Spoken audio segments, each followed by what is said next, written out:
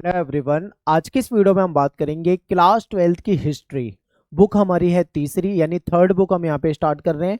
और इसका जो पहला चैप्टर है, थर्ड बुक का जो पहला चैप्टर है, जिसे उपनिवेशवाद और देहात कहा जाता है, इस चैप्टर को यहाँ पे हम डिटेल में करने वाले हैं। ठीक है, बहुत ही इंटरेस्टिंग चैप्टर है। आपको इसे देखने में मजा आएगा, आपको अच्छे से समझ में भी आ जाएगा, लेकिन आपको बहुत ध्यान से देखना है। कुछ टॉपिक ऐसे हैं जहाँ पे आपको दिक्कत हो सकती है। अगर आप ध्यान से देखोगे तो आपको इजी लगेगा, बिल्कुल सिंपल लगेगा, लेकिन अगर आप अपना ध्यान हटाओगे तो आपको मुश्किल लग सकता है। ठीक है, अब देखो, कई बच्चे मुझे कमेंट करते हैं कि सर आप जो पढ़ाते हो वो किस बोर्ड में काम आएगा। तो देखिए, ये सभी बोर्ड में काम आएगा, क्योंकि मैं एनसीईआरटी से पढ़ाता हूँ। ठीक है, और एनसीईआरटी जो है वो सभी बोर्ड में यूज में आती है। चाहे आप सीबीएसई बोर्ड में हो तो वहाँ पे भी एनसीईआरटी चलती है, आप राजस्थान बोर्ड में हो, एमपी बोर्ड में हो, यूपी बोर्ड में हो, बिहार, झारखंड, उत्तराखंड, यूके बोर्ड, या जो भी छत्तीसगढ़ वगैरह है, सभी जगह सभी बोर्ड में यही सिलेबस चलता है, कोई अलग सिलेबस नहीं है। तो आप किसी भी बोर्ड से हो, आप इसको देख सकते हो। ठीक है, एनसीईआरटी से मैं आपको करा रहा हूँ, तो आपको ये ध्यान रखना है। टेलीग्राम ग्रुप को अगर आपने ज्वाइन किया है तो अच्छी बात है, नहीं किया है तो उसको ज्वाइन करो जाके। यहाँ पे आपको पीडीएफ नोट्स मिल जाएंगे। ठीक है, तो आप जल्दी से वहाँ पे जाके ज्वाइन करके डाउनलोड कर सकते हो। वेबसाइट पे भी नोट्स मिल जाएंगे, इसके लिए आपको विजिट करना है वेबसाइट में eklavyastudypoint.com। वेबसाइट पे भी आपको नोट्स मिल जाएंगे, तो यहाँ पीडीएफ के सेक्शन में जाके नोट्स को डाउनलोड कर सकते हो। ठीक है, तो चलिए स्टार्ट करते हैं अपने चैप्टर को। देखिए बच्चे, सबसे बड़ी बात है भारत के इतिहास की। इंडियन हिस्ट्री जो है वो बहुत बड़ा इतिहास है, भारत का बहुत गौरवशाली इतिहास रहा है। तो इतने बड़े इतिहास को पढ़ने के लिए, अगर एक पार्ट में अगर हम उसको पढ़ें तो पॉसिबल ही नहीं है। तो इतिहासकारों ने क्या करा, इतिहासकारों ने हमारा जो भारत का इतिहास है उसको तीन हिस्सों में बांट दिया।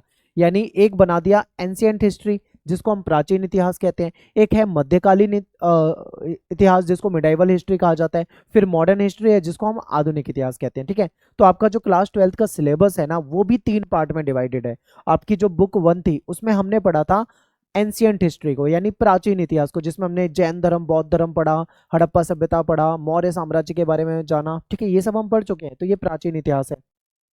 फिर आता आपका मध्यकालीन इतिहास, यानी कि जिसमें हम मुगल काल के बारे में पढ़ते हैं। तीसरा है मॉडर्न हिस्ट्री, जिसको हम आधुनिक इतिहास कहते हैं, आधुनिक काल का इतिहास कहते हैं। इसमें हम अंग्रेजों का जो शासन था उसको पढ़ते हैं। ठीक है, तो चलिए टॉपिक पे चलते हैं सीधा। ये सारे टॉपिक हमको इस वीडियो में करने हैं कवर। ये सारा आपका सिलेबस में दे रखा है, तो आप एक बार इसको देख सकते हैं। ये सारे टॉपिक हम आगे डिस्कस करने वाले हैं। ठीक से पहला टॉपिक शुरू करते हैं, बंगाल और वहां के जमींदार। तो देखिए, अंग्रेज भारत में आए थे, उन्होंने भारत में व्यापार करने के उद्देश्य से आए थे, और उन्होंने यहाँ पे व्यापार किया।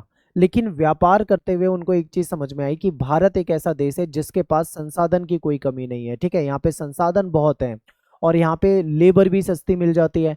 तो उनको कहीं ना कहीं ब्रिटेन के मुकाबले जो चीज़ें यहाँ पे सस्ते में मिल जा रही थी, तो उनको फायदा था, क्योंकि सस्ते में चीज़ों को खरीदते थे, वहां जाके बेचते थे, तो उनको बेनिफिट हो जाता था। तो उन्होंने सोचा क्यों ना हम भारत पे कब्जा कर लें, भारत को अपना उपनिवेश बना ले। यही अंग्रेजों ने सोचा और ऐसा किया। तो अंग्रेज ने क्या करा, भारत को औपनिवेशिक शासन के तहत, यानी उन्होंने अपना उपनिवेश बना लिया, और सबसे पहले अपना शासन स्थापित किया था बंगाल में। यानी अंग्रेज सबसे पहले बंगाल में व्यापार के लिए आए थे, और सबसे पहले उन्होंने बंगाल पे ही कब्जा करा, उस पर अपना शासन चलाना शुरू कर दिया। यहाँ सबसे पहले नई राजस्व प्रणाली लाई गई थी। ठीक है, यानी यहाँ पे एक टैक्स का नया सिस्टम इन्होंने लागू किया था। किस जगह पे, बंगाल में। ठीक है, और भूमि संबंधी जो अधिकार होते थे, जो लोगों के राइट्स होते थे भूमि को लेकर, उसमें भी नई व्यवस्था अंग्रेजों ने लागू कर दी। तो इसी को हमें समझना है। तो सबसे पहला टॉपिक जो आता है, जो आपके पेपर में जरूर आता है, ठीक है, तो इसको बोला जाता है स्तंभरारी बंदोबस्त, या फिर इसको स्थायी बंदोबस्त भी कहा जाता है। तो आखिर ये स्तंभरारी बंदोबस्त या स्थायी बंदोबस्त होता क्या है? तो ये क्या है, ये एक तरह की टैक्स प्रणाली है, यानी कि आप इसको मान लीजिए ये एक टैक्स सिस्टम है। ठीक है, ये क्या है, टैक्स की एक व्यवस्था है, जो अंग्रेजों ने भारत में लागू करी थी, और सबसे पहले बंगाल में करी थी। ठीक है, तो अब देखिए, ये आपके सामने एक पिक्चर है, इमेज है। इस इमेज को देखकर आप आराम से समझ जाओगे कि ये व्यवस्था कैसी थी। ये जो व्यवस्था थी स्तंभरारी बंदोबस्त, इसमें मेनली तीन आप कैरेक्टर मान लीजिए। ठीक है, सबसे पहले जो है वो है अंग्रेज। आप यहाँ पे देख पा रहे हैं, ये जो कैरेक्टर आपके सामने है ये है अंग्रेज। अगर आप इस पिक्चर को देख लोगे तो आराम से समझ जाओगे। ठीक है, फिर आपको बीच में एक व्यक्ति दिख रहा है, बीच में दिख रहा है ये बिचौलिया है, जो कि जमींदार होता है। ठीक है, और तीसरा व्यक्ति आपको यहाँ पे जो दिख रहा है ये किसान है। ठीक है, अब अंग्रेजों ने बंगाल में अपना शासन स्थापित कर लिया है, तो उन्होंने सोचा क्यों ना यहाँ पे हम टैक्स की एक अच्छी अलग व्यवस्था अपना दें, जिससे कि अंग्रेजों को फायदा हो। ठीक है, अंग्रेज अपने फायदे के हिसाब से कर रहे थे, तो अंग्रेजों ने क्या करा, जमींदार को बना दिया बिचौलिया। अंग्रेजों ने बुलाया जमींदार को कि भाई जमींदार इधर आ जा, हम एक नई टैक्स व्यवस्था लागू कर रहे हैं जिसका नाम हमने रखा है स्तंभरारी बंदोबस्त। इसके तहत क्या करना है, जमींदार को, यानी जमींदार को कहा कि आपको क्या करना है, किसानों के पास जाना है, किसानों से टैक्स कलेक्ट करना है और वो टैक्स वापस हमको दे देना है। ठीक है, तो जमींदार ने बोला ठीक है, दे दिया जाएगा, हो जाएगा। फिर अंग्रेजों ने बोला लेकिन एक शर्त है। उसने, जमींदार ने पूछा क्या शर्त है। अंग्रेजों ने कहा कि अगर टाइम पे टैक्स नहीं दिया ना तो हम किसान के पास नहीं जाएंगे, हम तेरी जमींदारी को नीलाम कर देंगे, यानी जो जमींदार की संपत्ति है उसको नीलाम कर देंगे। जमींदार भाई डर गया, जमींदार को लगा ये तो बहुत मुश्किल काम है, अब किसान से टैक्स लेना है और अंग्रेज को देना है, वो भी टाइम पे जमा कर देना है। अगर टाइम पे नहीं जमा कर पाए तो बेचारा जो जमींदार है वो बीच में है, कहीं ना कहीं उसकी जमींदारी, उसकी संपत्ति जो है वो नीलाम हो जाएगी। तो ये पूरी व्यवस्था जो थी इसको स्तंभरारी बंदोबस्त कहा जाता था। ठीक है, और इसमें एक बहुत इंपॉर्टेंट बात जो मैं आपको बताना भूल रहा हूँ वो ये है कि अंग्रेजों ने जमींदारों के लिए एक अमाउंट फिक्स कर दिया था, यानी हमको इतना टैक्स चाहिए, यानी अंग्रेज ने कहा जमींदार से कि मुझको इतना टैक्स चाहिए और वो फिक्स अमाउंट मुझे मिल जाना चाहिए। अब किसान टैक्स दे या ना दे, अंग्रेजों को इससे कोई मतलब नहीं था। किसान उतना टैक्स दे पाया या नहीं दे पाया, अंग्रेजों को कोई मतलब नहीं था, वो बस उसकी जमींदारी को नीलाम कर देगा। ठीक है, तो ये व्यवस्था थी जिसको स्तंभरारी बंदोबस्त कहा जाता था। आई होप आपको समझ में आ गया होगा। अब देखो अब कितना इजी लगेगा आपको। तो देखिए 1793 में स्तंभरारी बंदोबस्त यानी जो टैक्स की नई व्यवस्था थी ये लागू कर दी गई थी। ठीक है, ईस्ट इंडिया कंपनी ने राजस्व की राशि निश्चित कर दी थी, यानी ईस्ट इंडिया कंपनी जो है इसने जो टैक्स है उसका एक अमाउंट फिक्स कर दिया था और वो फिक्स अमाउंट जो है जमींदार को किसानों से प्राप्त करना था और इनको जमा कर देना था। ठीक है, ये राशि जो होती थी वो सभी जमींदारों को अदा करनी होती थी। ठीक है, जमा करनी होती थी। अगर मान लो कोई जमींदार वो जो राशि उसको जो उसको अमाउंट बताया गया है वो अमाउंट उसको ना जमा कर पाए तो क्या होगा, अंग्रेज कैसे उससे वो पैसा प्राप्त करेंगे। तो अंग्रेज ऐसे में क्या करते थे, उससे वो पैसा वसूल करने के लिए उसकी जो जमींदारी होती थी, उसकी जो संपत्ति होती थी, उसकी जो संपदा होती थी उसको नीलाम करवा देते थे और नीलामी से उनको जो पैसा मिलता था उनका उनकी वसूली यहाँ से हो जाती थी। तो इसको कहा जाता था स्तंभरारी बंदोबस्त। ठीक है, अब यहाँ पे क्या है, एक चीज और है इंपॉर्टेंट, वो आपको समझना है। देखिए जब हम कोई फॉर्म भरते हैं, मैं आपको एक एग्जांपल दे रहा हूँ, जब हम कोई फॉर्म भरते हैं तो उस फॉर्म को भरने की एक लास्ट डेट होती है, यानी इस लास्ट डेट से पहले हमको अपना फॉर्म भर देना है। ठीक है, फॉर्म भर देना है। ऐसा ही यहाँ पे था। अब जो अंग्रेजों ने जमींदार को जो राशि दी है कि भाई तुम्हें ये हमें वापस करना है, तो उसके लिए एक फिक्स डेट होती थी। ठीक है, फिक्स डेट होती थी, यानी उस डेट में सूर्यास्त से पहले यानी सूर्य ढलने से पहले, ठीक है, जमींदार को वो पैसा जमा कर देना है। किसको जमा कर देना है, अंग्रेजों के पास। अगर वो सूर्य ढलने से पहले नहीं जमा कर पाया तो उसकी जमींदारी जो है वो नीलाम होएगी। ठीक है, ये तय था। तो ऐसे में क्या होता था, इसको क्या कहा गया, इसको सूर्यास्त विधि कहा गया। ठीक है, आगे हम सूर्यास्त विधि को भी पढ़ेंगे तो आपको अच्छे से समझ में आ जाएगा। अब बात करते हैं टॉपिक की, बर्दवान में की गई नीलामी की घटना, यानी बर्दवान एक जगह है। ठीक है, वहां पे एक नीलामी की गई थी, उसके बारे में आपको बता रखा है। तो चलिए समझते हैं कि क्या है यहाँ पे।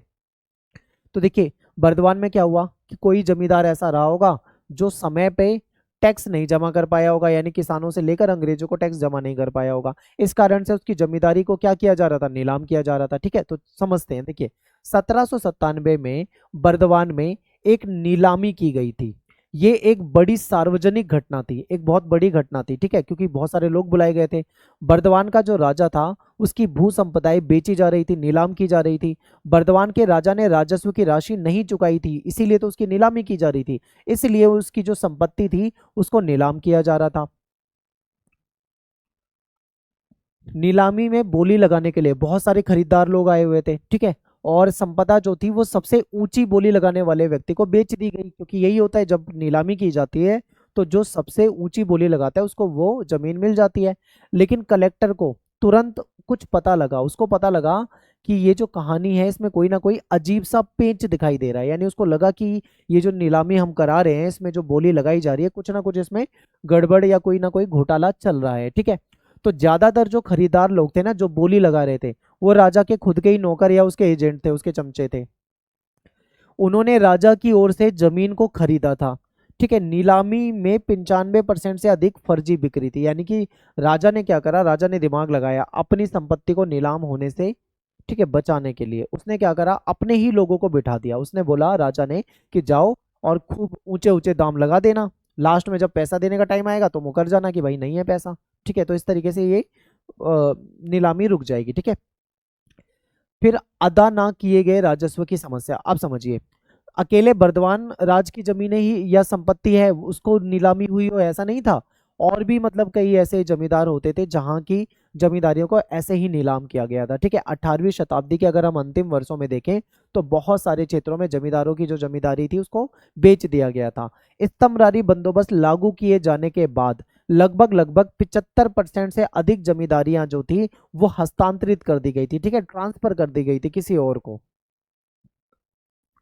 अंग्रेज अधिकारियों को ऐसा लगता था, उनको ये टैक्स व्यवस्था लाने से पहले ऐसा लगता था कि अगर वो इस्तमरारी बंदोबस्त लागू कर देंगे, ठीक है, तो लागू करने के बाद वहां की समस्याएं खत्म हो जाएंगी। ठीक है, बंगाल की विजय के समय उनके सामने जो समस्याएं उपस्थित थी, जो अंग्रेजों ने जिन समस्याओं का सामना करा था, तो उन्होंने सोचा था कि यह टैक्स व्यवस्था हम ला देंगे तो उससे वो सारी समस्याएं क्या हो जाएंगी, खत्म हो जाएगी, ऐसा उनको लग रहा था। ठीक है, तो 1770 के दशक तक आते आते बंगाल की जो ग्रामीण अर्थव्यवस्था थी वो एक संकट के दौर से गुजर रही थी। ठीक है, यानी कि 1770 के आसपास देखें हम तो वहां की अर्थव्यवस्था सही नहीं थी, कहीं ना कहीं वहां पे बहुत नुकसान हुआ था। ऐसा क्यों हुआ था, क्योंकि वहां पे बार बार अकाल पड़ जाते थे, सूखा पड़ जाता था। अब जब अकाल पड़ेगा, सूखा पड़ जाएगा तो खेती क्या होगी, खेती होगी नहीं, यानी खेती की जो पैदावार है वो घट जाएगी। ठीक है, तो अधिकारी लोग ऐसा सोचते थे कि खेती, व्यापार और राज्य के राजस्व संसाधन तभी विकसित किए जा सकेंगे, ठीक है, जब इन कृषि में निवेश को प्रोत्साहित या प्रोत्साहन दिया जाएगा। यानी अंग्रेजों को ऐसा लग रहा था कि अगर कृषि में लोग निवेश करेंगे, ज्यादा से ज्यादा खेती करने की कोशिश करेंगे, तो उससे क्या होगा, खेती अच्छी होगी, फसल अच्छी होगी, व्यापार अच्छा होगा और कहीं ना कहीं फायदा मिलेगा, यानी कि इनको टैक्स भी अच्छा मिल जाएगा, ऐसा अंग्रेज सोचते थे।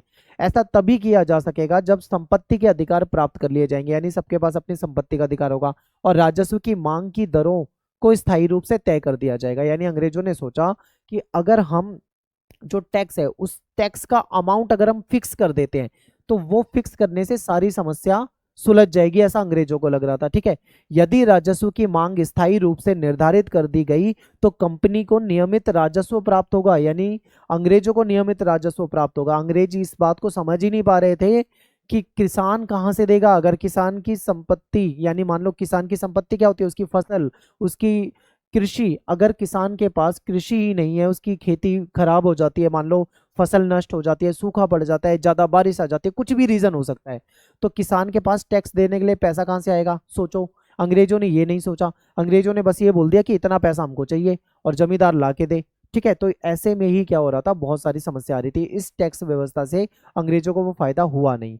अधिकारियों को तो ऐसा लग रहा था कि इस प्रक्रिया से छोटे किसान और धनी जो भूस्वामी हैं, इनका एक ऐसा वर्ग आ जाएगा, उत्पन्न हो जाएगा जिसके पास खेती में सुधार करने के लिए पूंजी भी होगी और उद्यम भी होगा। यानी उसको पता होगा इतना टैक्स देना है तो भाई वो ज्यादा से ज्यादा मेहनत करेगा, ज्यादा से ज्यादा खेती करने की कोशिश करेगा, उसके पास पैसा भी आ जाएगा। ठीक है, ऐसा इनको लग रहा था। ब्रिटिश शासन के पालन पोषण और प्रोत्साहन पाकर ये वर्ग जो है ये कंपनी के प्रति वफादार हो जाएगा, ऐसा अंग्रेजों को लग रहा था। ठीक है, ऐसा किसको लग रहा था, अंग्रेजों को लग रहा था। अब समस्या ये थी कि कौन से व्यक्ति हैं जो कृषि सुधार करने के साथ साथ राज्य को निर्धारित राजस्व अदा करने का ठेका ले सकेंगे। यानी कि चलो अंग्रेजों ने मान लो कानून बना दिया कि हमको तो इतना टैक्स चाहिए, तो आखिर वो कौन सा व्यक्ति होगा जो ठेका लेगा कि हाँ मैं आपको टैक्स कलेक्ट करके दे दूंगा। तो कंपनी के अधिकारियों के बीच में बहुत वाद विवाद चला। इसके बाद ये फैसला किया गया था कि इस्तमरारी बंदोबस्त जो है इसको लागू कर देते हैं हम, और इससे एक अमाउंट फिक्स हो जाएगा और जो जमींदार लोग होंगे उनको ठेका दे देंगे। यानी जमींदारों को बोल देंगे कि आप क्या करो, टैक्स को इकट्ठा करो और टैक्स को इकट्ठा करने के बाद हमारे पास हमको जमा कर दो। ठीक है, तो ऐसे में इनको क्या होगा, हमेशा के लिए एक फिक्स अमाउंट में टैक्स मिलना शुरू हो जाएगा और वो टैक्स से वो अपनी अच्छे से मतलब रोजी रोटी तो चलाते ही हैं। अंग्रेज अपना मुनाफा कमा लेंगे, मेन बात ये थी, उनको बस मुनाफा कमाना था, उनको कोई मतलब नहीं था कि किसान के साथ क्या हो रहा है, जमींदार के साथ क्या हो रहा है। तो ये हुआ। इस प्रकार जमींदार जो था गांव में भूस्वामी नहीं था बल्कि वो राज्य का संग्राहक था। अब आप ये मत सोचो जमींदार भूस्वामी है, बड़ी जमीन है, बहुत रुतबा है, ऐसा नहीं। अब तो वो केवल राज्य का संग्राहक, यानी राज्य के लिए, यानी अंग्रेजों के लिए काम करने वाला एक टैक्स कलेक्ट करने वाला एक कलेक्टर मान लीजिए, जो टैक्स को कलेक्ट करेगा। ठीक है, ये मान लीजिए उसकी बस इतनी हैसियत रह गई थी। जमींदारों के नीचे अनेक गांव होते थे, यानी एक जमींदार के पास कभी कभी तो आप ये मान लो 400 तक गांव होते थे। जमींदारों से ये उम्मीद की जाती थी कि वो कंपनी को नियमित रूप से राजस्व राशि अदा करेगा, यानी कि अंग्रेज ये मान कर बैठे थे कि जमींदार की जिम्मेदारी है वो रेगुलर क्या करेगा, हर जगह जाएगा, टैक्स को इकट्ठा करेगा और कंपनी को यानी अंग्रेजों को वो देगा। यदि वो ऐसा करने में असफल हुआ तो उसकी संपदा क्या कर दी जाएगी, नीलाम कर दी जाएगी, जो कि हम स्टार्टिंग में पढ़ चुके हैं। ठीक है, जमींदारों के नीचे बहुत सारे गांव होते थे। ये स्लाइड 2 बार आ गई है, आगे चलते हैं।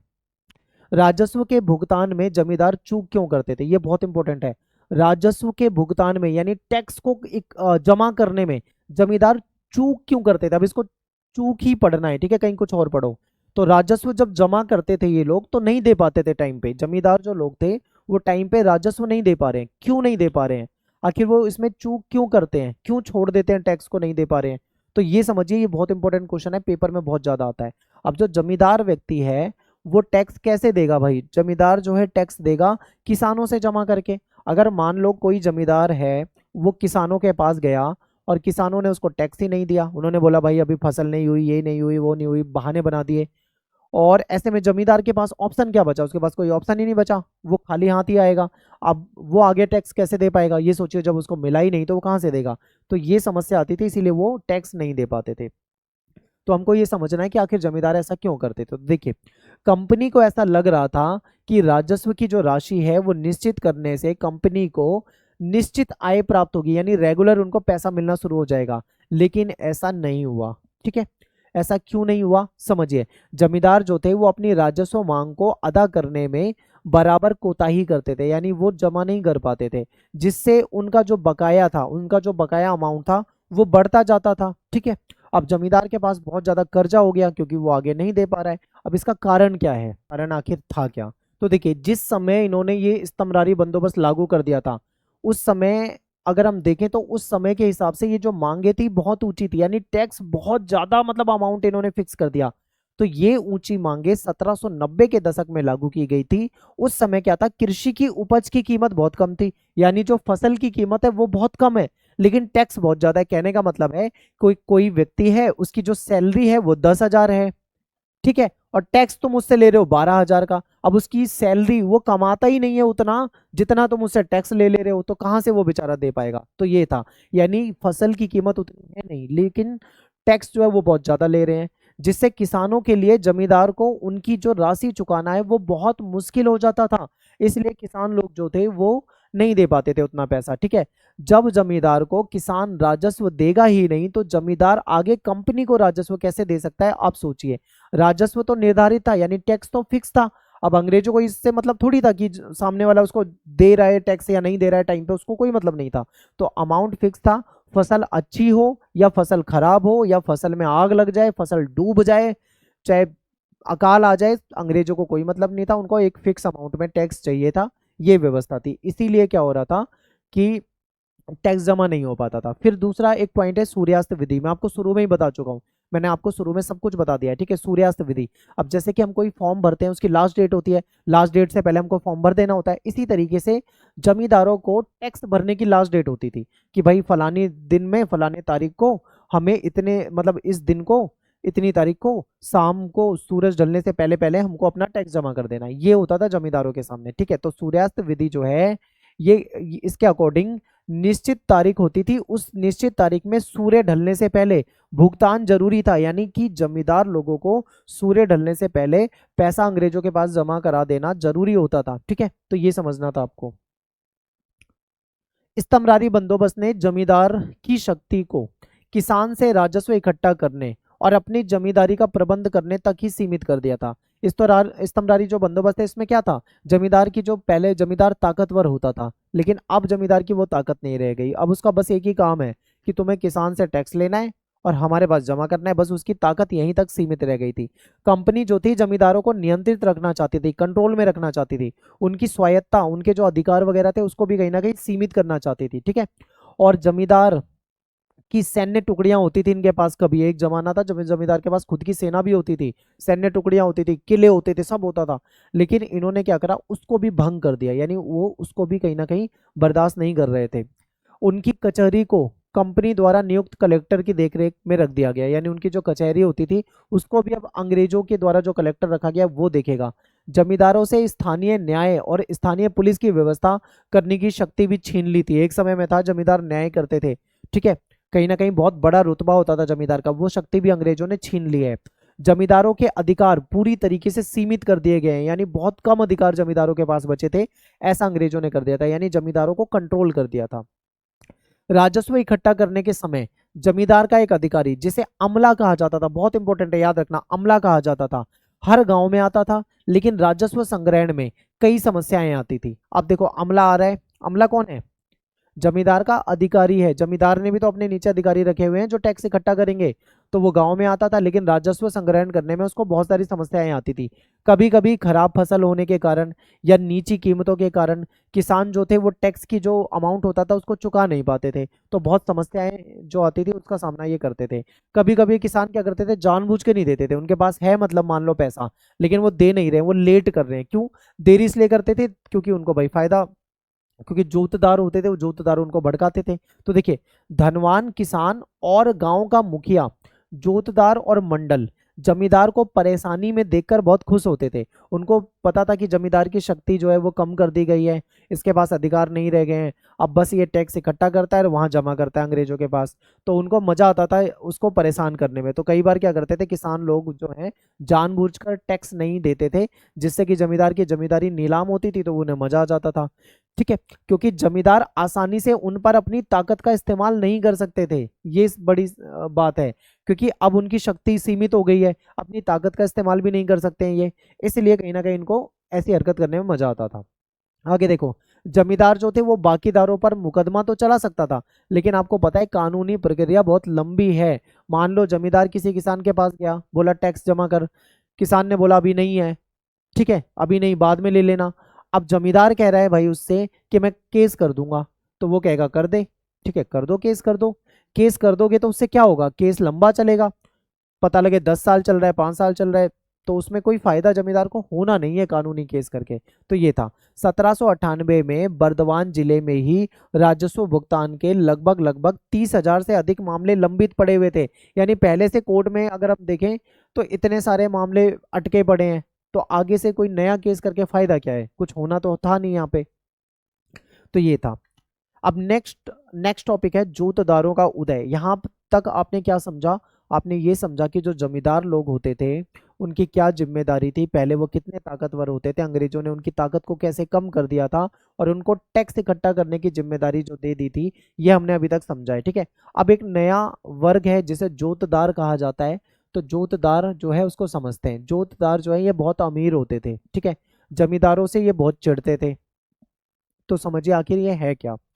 तो 18वीं शताब्दी के अंत में जहां एक तरफ जमींदार जो थे वो संकट की स्थिति से गुजर रहे थे, यानी जमींदारों की जो स्थिति थी वो कमजोर हो रही थी, वहीं पे दूसरी तरफ कुछ धनी किसान थे, इनका समूह था जो गांव में अपनी स्थिति को मजबूत कर रहा था, इनको जोतदार कहा जाता है, ठीक है। यानी एक तरफ जमींदार जो है वो कमजोर हो रहा है, तो दूसरी तरफ गांव के जो धनी किसानों का समूह है वो गांव में मजबूत हो रहा है, इनको जोतदार कहा जाता था। ये आपको समझ में आ गया? जोतदार कौन थे?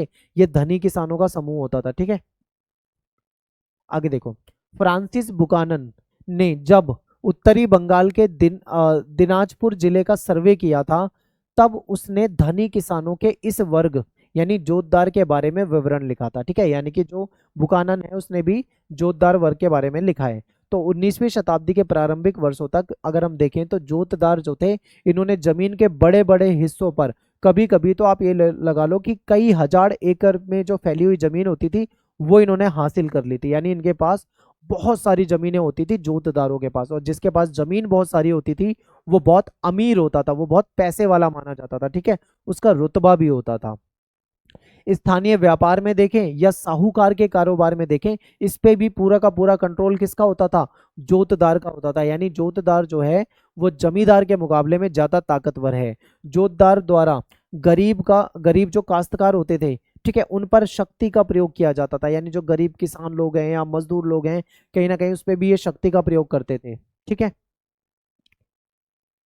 जोतदारों की जमीन का बड़ा हिस्सा जो था वो बटाईदारों के माध्यम से जोता जाता था। अब जोतदार जो है उसके पास क्या है, बहुत बड़ी बड़ी खेती की जमीनें हैं। अब वो खुद तो खेती करेगा नहीं, जिसके पास इतनी जमीन है वो खेती क्यों करेगा। तो ऐसे में ये दूसरों से खेती करवाते थे। बटाईदार जो होते हैं, पट्टे पे कहा जाता है गांव में, पट्टे पे कराना, उनके माध्यम से करवाते थे। ठीक है, जो खुद अपने हल लेकर आते थे, खुद मेहनत करते थे खेत में, फसल भी उगाते थे, और बाद में जब फसल उग जाती थी तो जब काटते थे तो आधा हिस्सा दे देते थे जोतदार को और आधा अपने पास रख लेते थे। ठीक है, जिससे उनकी रोजी रोटी चल जाए, और जोतदारों को तो बैठे बैठे सब कुछ मिल रहा था। तो ये था। गांव में जोतदार की शक्ति जो थी वो जमींदारों की ताकत के मुकाबले अगर हम देखें तो ज्यादा थी। क्यों थी? क्योंकि जमींदार जो हैं वो शहरी इलाकों में रहते थे, लेकिन जो जोतदार हैं वो गांव में ही रहते थे, तो गांव में उनका दबदबा रहता था। ठीक है, जमींदार शहरी इलाकों में रहते थे लेकिन जोतदार गांव में रहते थे। जोतदारों का नियंत्रण गांव वासियों के काफी बड़े हिस्से पे होता था, क्योंकि जोतदार गांव में रह रहे हैं, अमीर आदमी हैं, पैसे वाले व्यक्ति हैं, तो जाहिर सी बात है उनका कंट्रोल बहुत बड़े लेवल पे होता था। जमींदार द्वारा गांव की लगान को बढ़ाने के लिए किए जाने वाले प्रयास का वो विरोध करते थे। मान लो अगर कभी कोई जमींदार सोचे कि गांव में मैं टैक्स को बढ़ा दूं, तो ये क्या करते थे, उसका विरोध करते थे। ठीक है, बहुत ज्यादा विरोध करते थे। जमींदारों को अपने कर्तव्य के पालन में से भी रोकते थे। जो किसान जोतदारों पे निर्भर होते थे, यानी जो किसान जोतदारों पे निर्भर हैं, उन्हें वे अपने अपने पक्ष में कहीं ना कहीं एकजुट कर लेते थे। अब समझिए, जमींदारों को अपने कर्तव्य के पालन से रोक रहे हैं, कहने का मतलब है जमींदार आ रहा है टैक्स लेने, तो वो टैक्स देने दे नहीं रहे हैं। ठीक है, जो किसान जोतदारों पे निर्भर थे उनको तो अपने पक्ष में करके ही रखेंगे, क्योंकि भाई वो उस पर निर्भर है तो वो जोतदार की बात मानेगा। जोतदार किसानों को जानबूझकर राजस्व ना जमा करने या देरी करने के लिए उकसाते थे।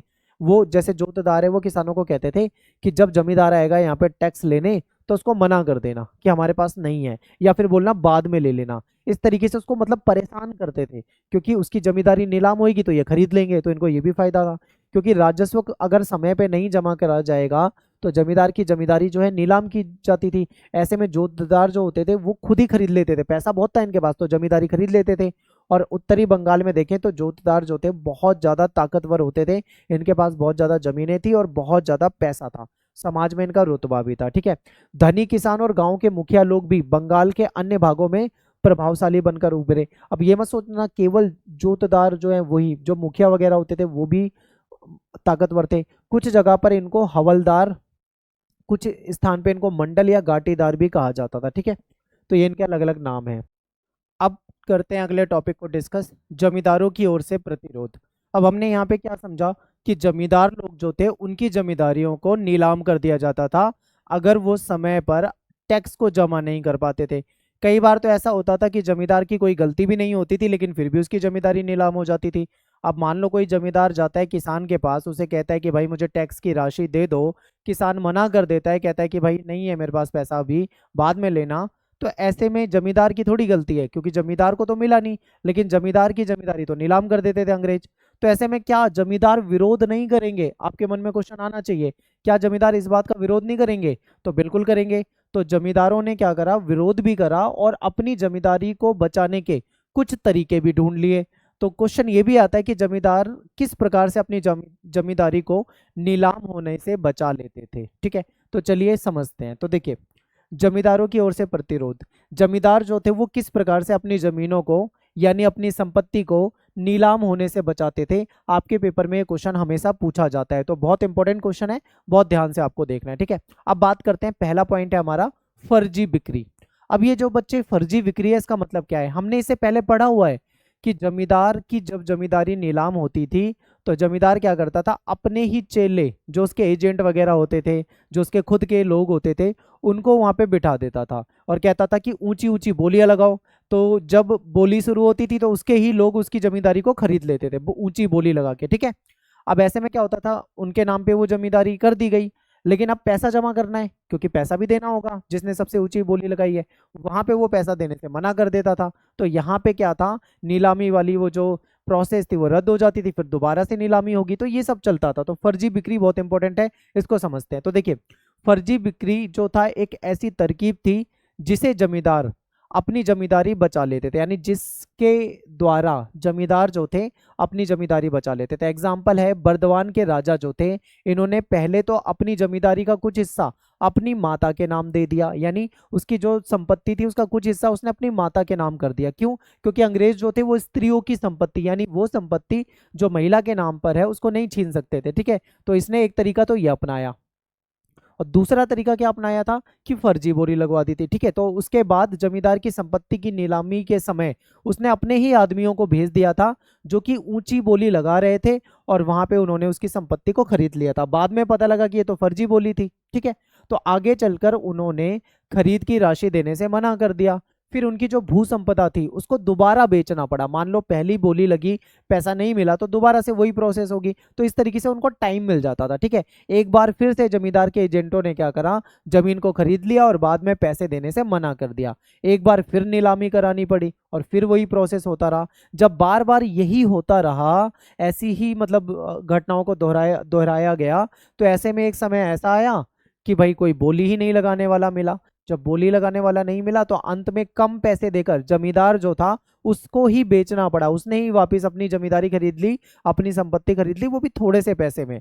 तो ये होता था एक तरीका। इसके अलावा जब कोई दूसरा तरीका देखो, जब मान लो कोई बाहरी व्यक्ति नीलामी में कोई जमीन खरीद लेता था, तब उन्हें हर मामले पे उस जमीन में कब्जा नहीं मिलता था। मान लो जमींदारी की नीलामी हो रही है, कोई बाहर का व्यक्ति गया, बोली लगाई और उसने खरीद ली। अब जमीन तो उसने खरीद ली है, लेकिन उस जमीन पे वो कब्जा प्राप्त नहीं कर पाएगा। क्यों प्राप्त नहीं कर पाएगा? वो इसलिए नहीं कर पाएगा क्योंकि जब वो जाएगा उस जमीन पर, तो जो जमींदार के जो जो लठियाल होते थे, यानी जो लाठी लेके रहते थे, उसके जो लोग होते थे, ठीक है, वो कहीं ना कहीं खरीदार के साथ मारपीट करते थे। यानी जमींदार के ही आदमी जो हैं वो लाठी लेके जाएंगे और खरीदार को मार पीट देंगे, तो वो डर के मारे वैसे ही भाग जाएगा। कब्जा क्या, वो तो जान बचाता फिरेगा। तो ये हो जाता था। तो पुराने जो रैयत होते थे, पुराने जो किसान होते थे, वो भी बाहरी लोगों को जमीन में घुसने नहीं देते थे। उनको पसंद नहीं था कि कोई बाहर का व्यक्ति आए और इन जमीनों को अपने नाम पे करा ले या इस पे कब्जा करे, ठीक है। क्योंकि वो अपने आप को, जो पुराना जमींदार होता था, उसके साथ ज्यादा जुड़ा हुआ महसूस करते थे। कहीं ना कहीं उसके प्रति वो लोग क्या होते थे, वफादार होते थे, ठीक है। तो ये पॉइंट आपको यहाँ पे याद रखना है। एक आपका अगला टॉपिक है पांचवी रिपोर्ट।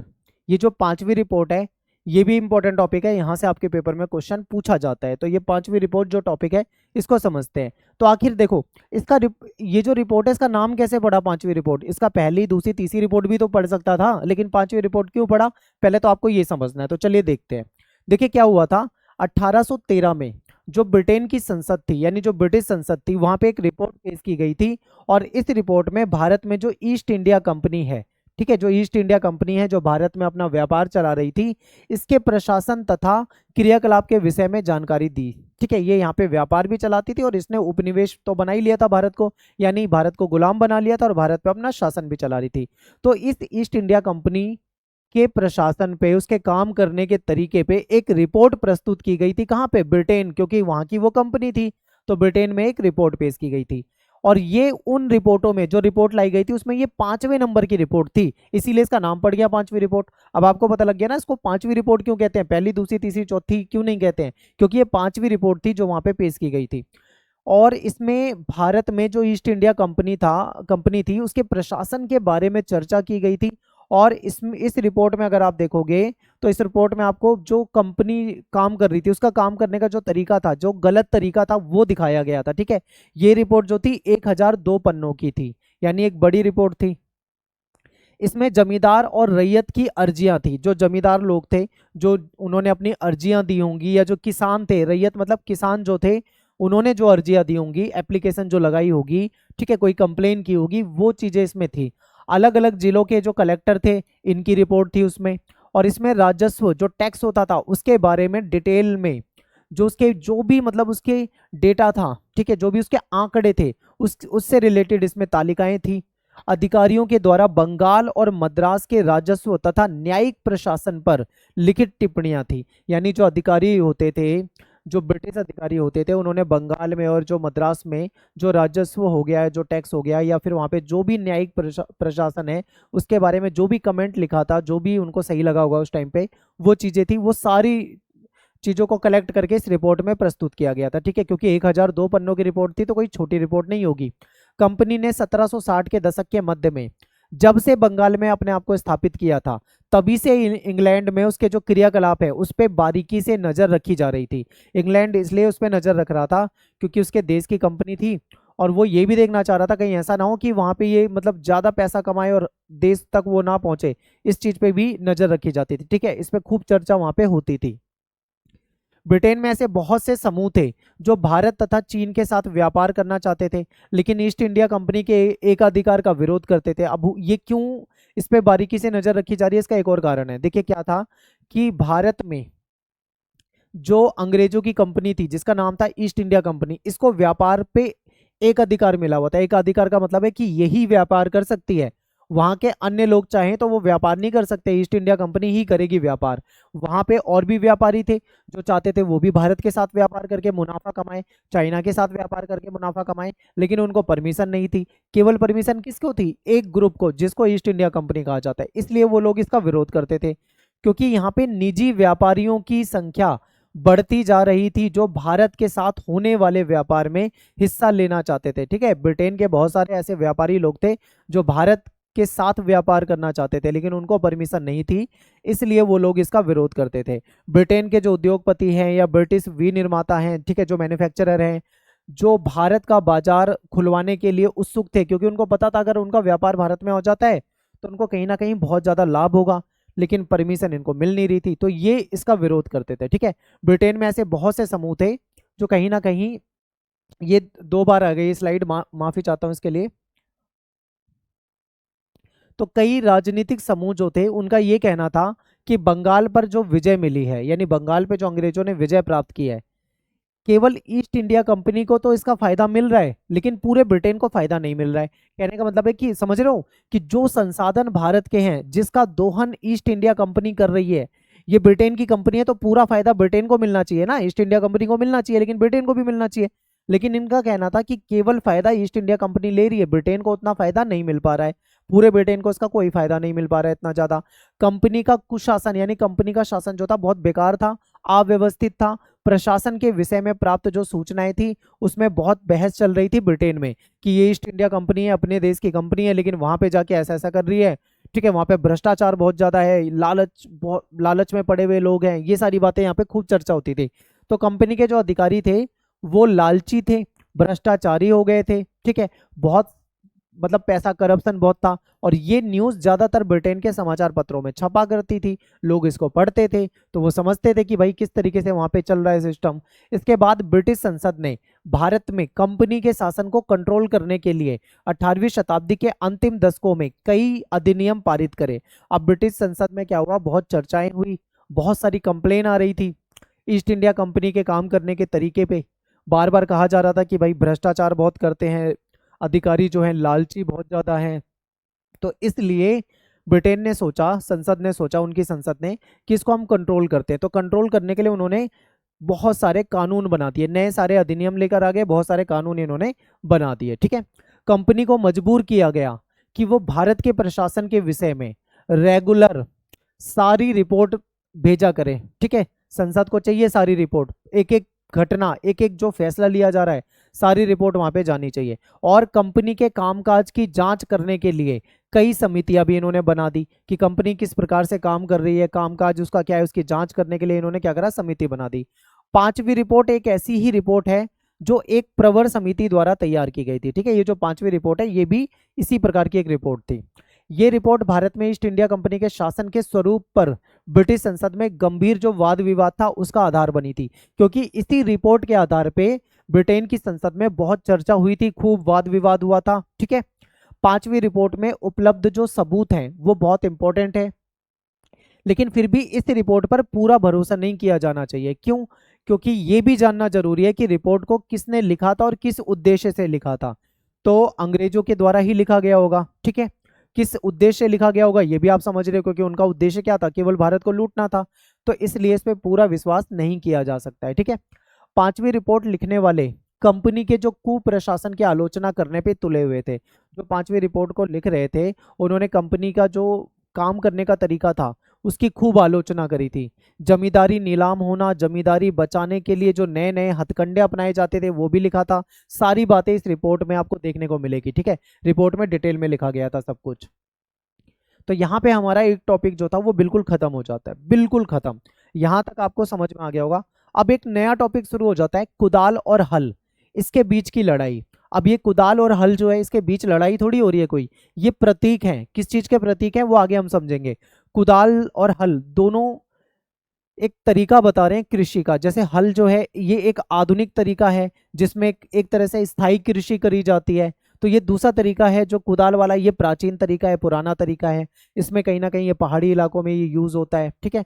तो इसको समझते हैं आखिर ये लड़ाई किस चीज की है। तो कुदाल और हल की जगह अगर हम बात करें पहाड़ी और संथाली या संथाल, पहाड़ी लोगों और संथाल लोगों के बीच में जो लड़ाई है इसको हम यहाँ पे देखने वाले हैं, ठीक है। अब ये पहाड़ी कौन थे और संथाल कौन थे ये आपको समझना है। तो समझिए, बहुत इंपॉर्टेंट टॉपिक है, यहाँ से क्वेश्चन आता है। देखिए 19वीं शताब्दी के प्रारंभिक वर्षों में बुकानन, जो कि एक अंग्रेज अधिकारी था, जो सर्वे करता था, वो घूमता था, घूम घूम कर ये देखता था कौन सी जगह में बहुमूल्य संसाधन है, कहाँ पे खेती हो सकती है, कहाँ पे अंग्रेजों को ज्यादा फायदा हो सकता है, उसका काम यही था।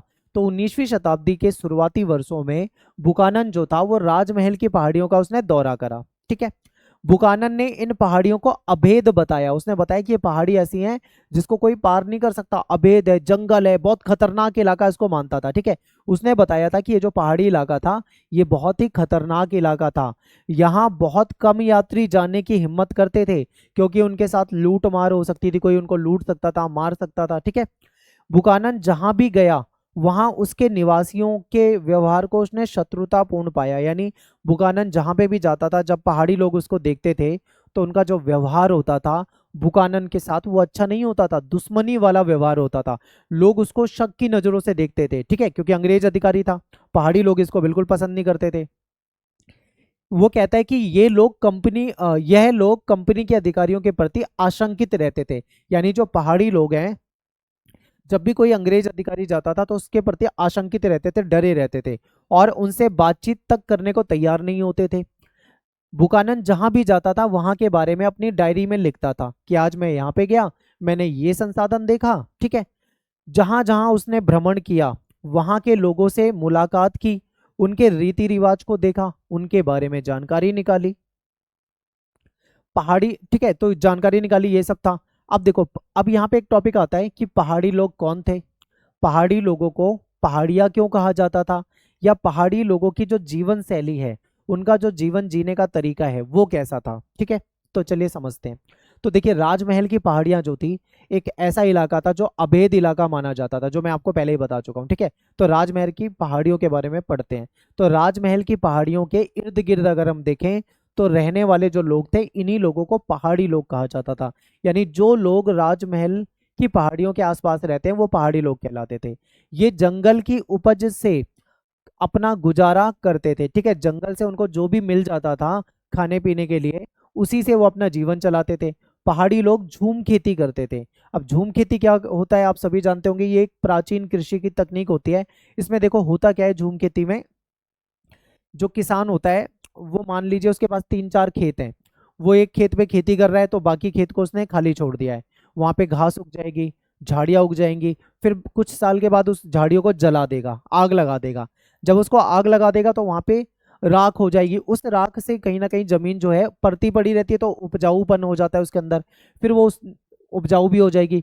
फिर वो अपनी पहली जमीन को छोड़ देगा, दूसरी जमीन पे जिस पे उसने जला के साफ करा था उसको खेत बना देगा, वहां पे खेती करेगा, फिर पहली वाली जमीन को खाली छोड़ देगा।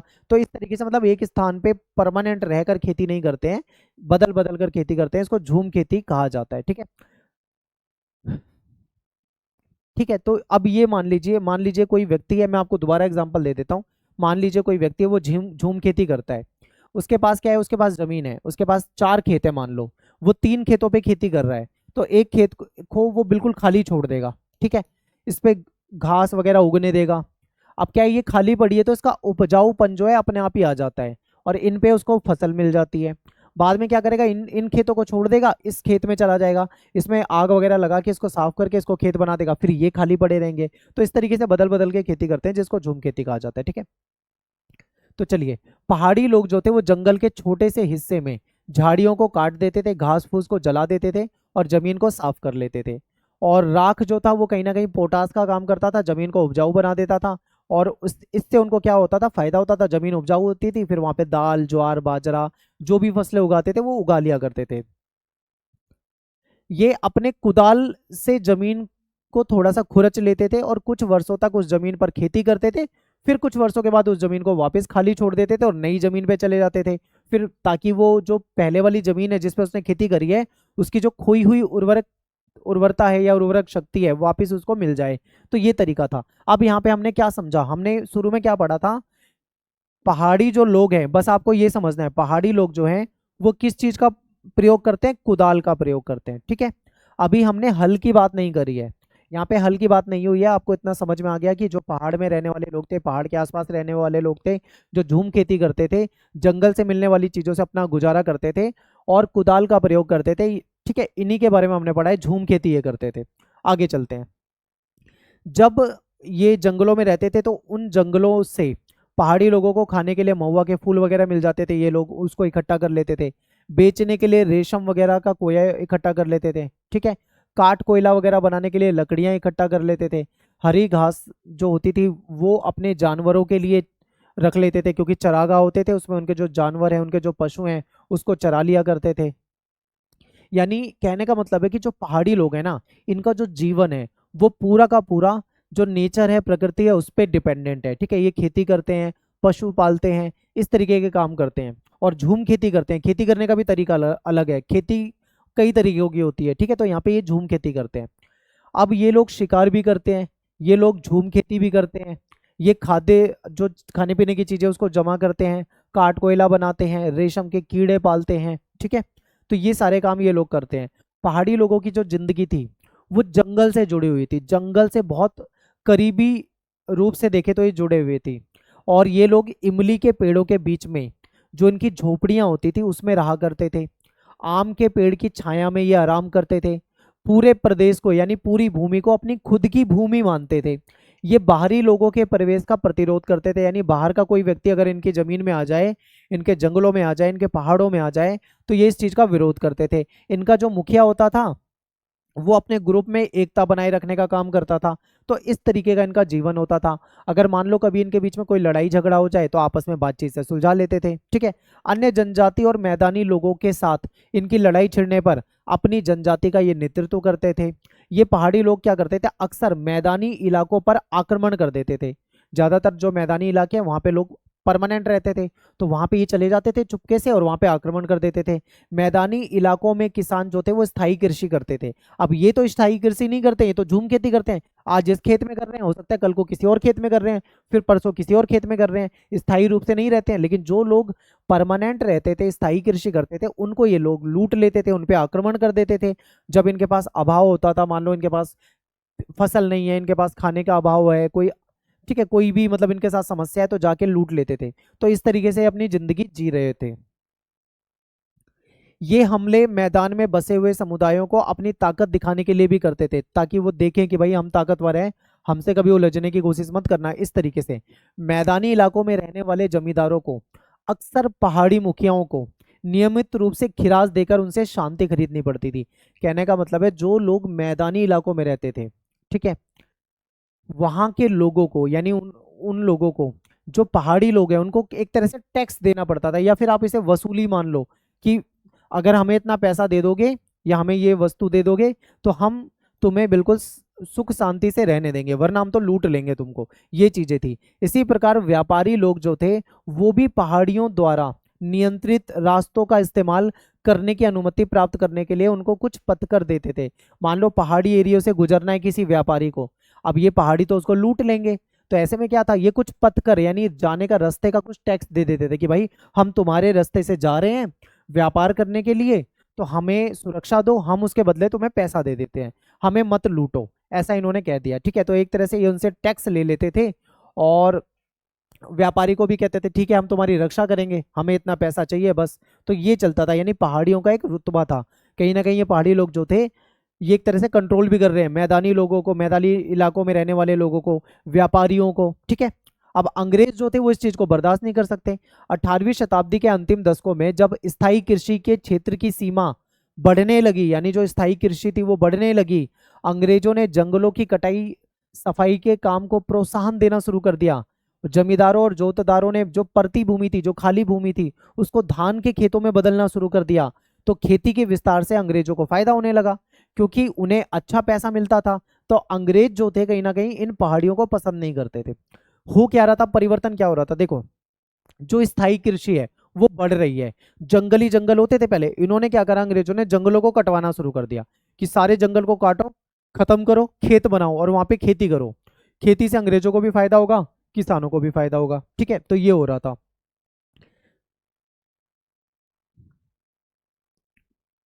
आगे देखो, अंग्रेज लोग जो थे वो जंगलों को उजाड़ मानते थे। उनको लगता था जंगल बहुत बेकार चीज है, जंगल उजाड़ है। जंगलों में रहने वाले लोगों को वो असभ्य बोलते थे, बर्बर बोलते थे और उपद्रवी समझते थे। अंग्रेज लोग इनको बिल्कुल पसंद नहीं करते थे। तो यहाँ पे हमने क्या समझा, जो पहाड़ी लोग हैं उनसे बहुत ज्यादा नफरत करते हैं अंग्रेज।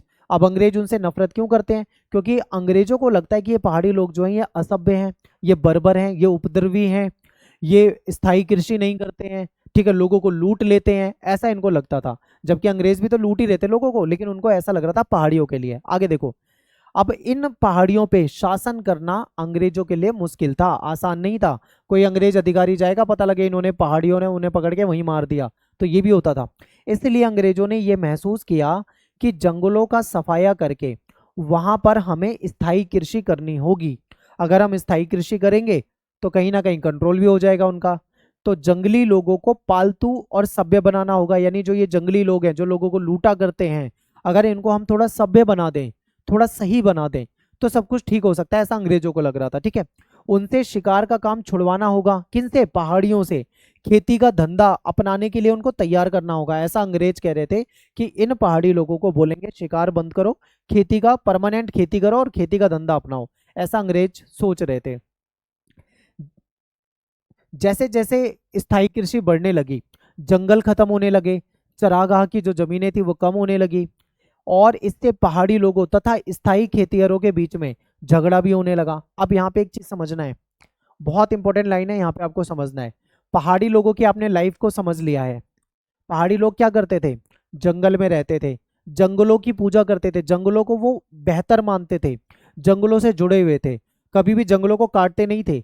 लेकिन जो स्थायी कृषि करने वाले लोग हैं वो तो जंगलों को काट देते हैं, जंगल को खत्म करके पेड़ पौधों को काट के वहां पे खेत बना देते हैं और वहां पे खेती करते हैं। तो जो पहाड़ी लोग हैं, जो उनका काम करने का तरीका है वो बिल्कुल अलग है, और जो मैदानों में रहने वाले लोग हैं, जो स्थायी कृषि करने वाले लोग हैं, उनका काम करने का तरीका अलग है। इसलिए पहाड़ी लोगों और स्थायी कृषि करने वाले लोगों के बीच में कहीं ना कहीं दुश्मनी हो जाती है। ठीक है, ये आपने समझ लिया कि उनके बीच में कहीं ना कहीं झगड़ा तेज हो गया। पहाड़ी लोग जो थे वो पहले से अधिक नियमित रूप से बसे हुए गांवों में हमला करने लगे। तो अब पहाड़ी लोगों ने सोचा कि भाई ये तो सारे जंगलों को काट देंगे, वहां पे खेत बना देंगे, तो ऐसे तो बहुत गड़बड़ हो जाएगी। तो इन्होंने क्या करा, पहले से भी ज्यादा आक्रमण और हमले शुरू कर दिए। कहाँ पे, जो स्थायी कृषि करने वाले लोग थे उनके ऊपर। गांव वालों के अनाज और पशु को ये छीन झपट के भाग जाते थे। अंग्रेजों ने इनको काबू करने का बहुत प्रयास करा। अंग्रेज सोचे थे इनको कंट्रोल कर लें, लेकिन वो कंट्रोल में नहीं आने वाले थे, पहाड़ों में जाके छुप जाते थे, और पहाड़ी में जाना बहुत मुश्किल था अंग्रेजों के लिए।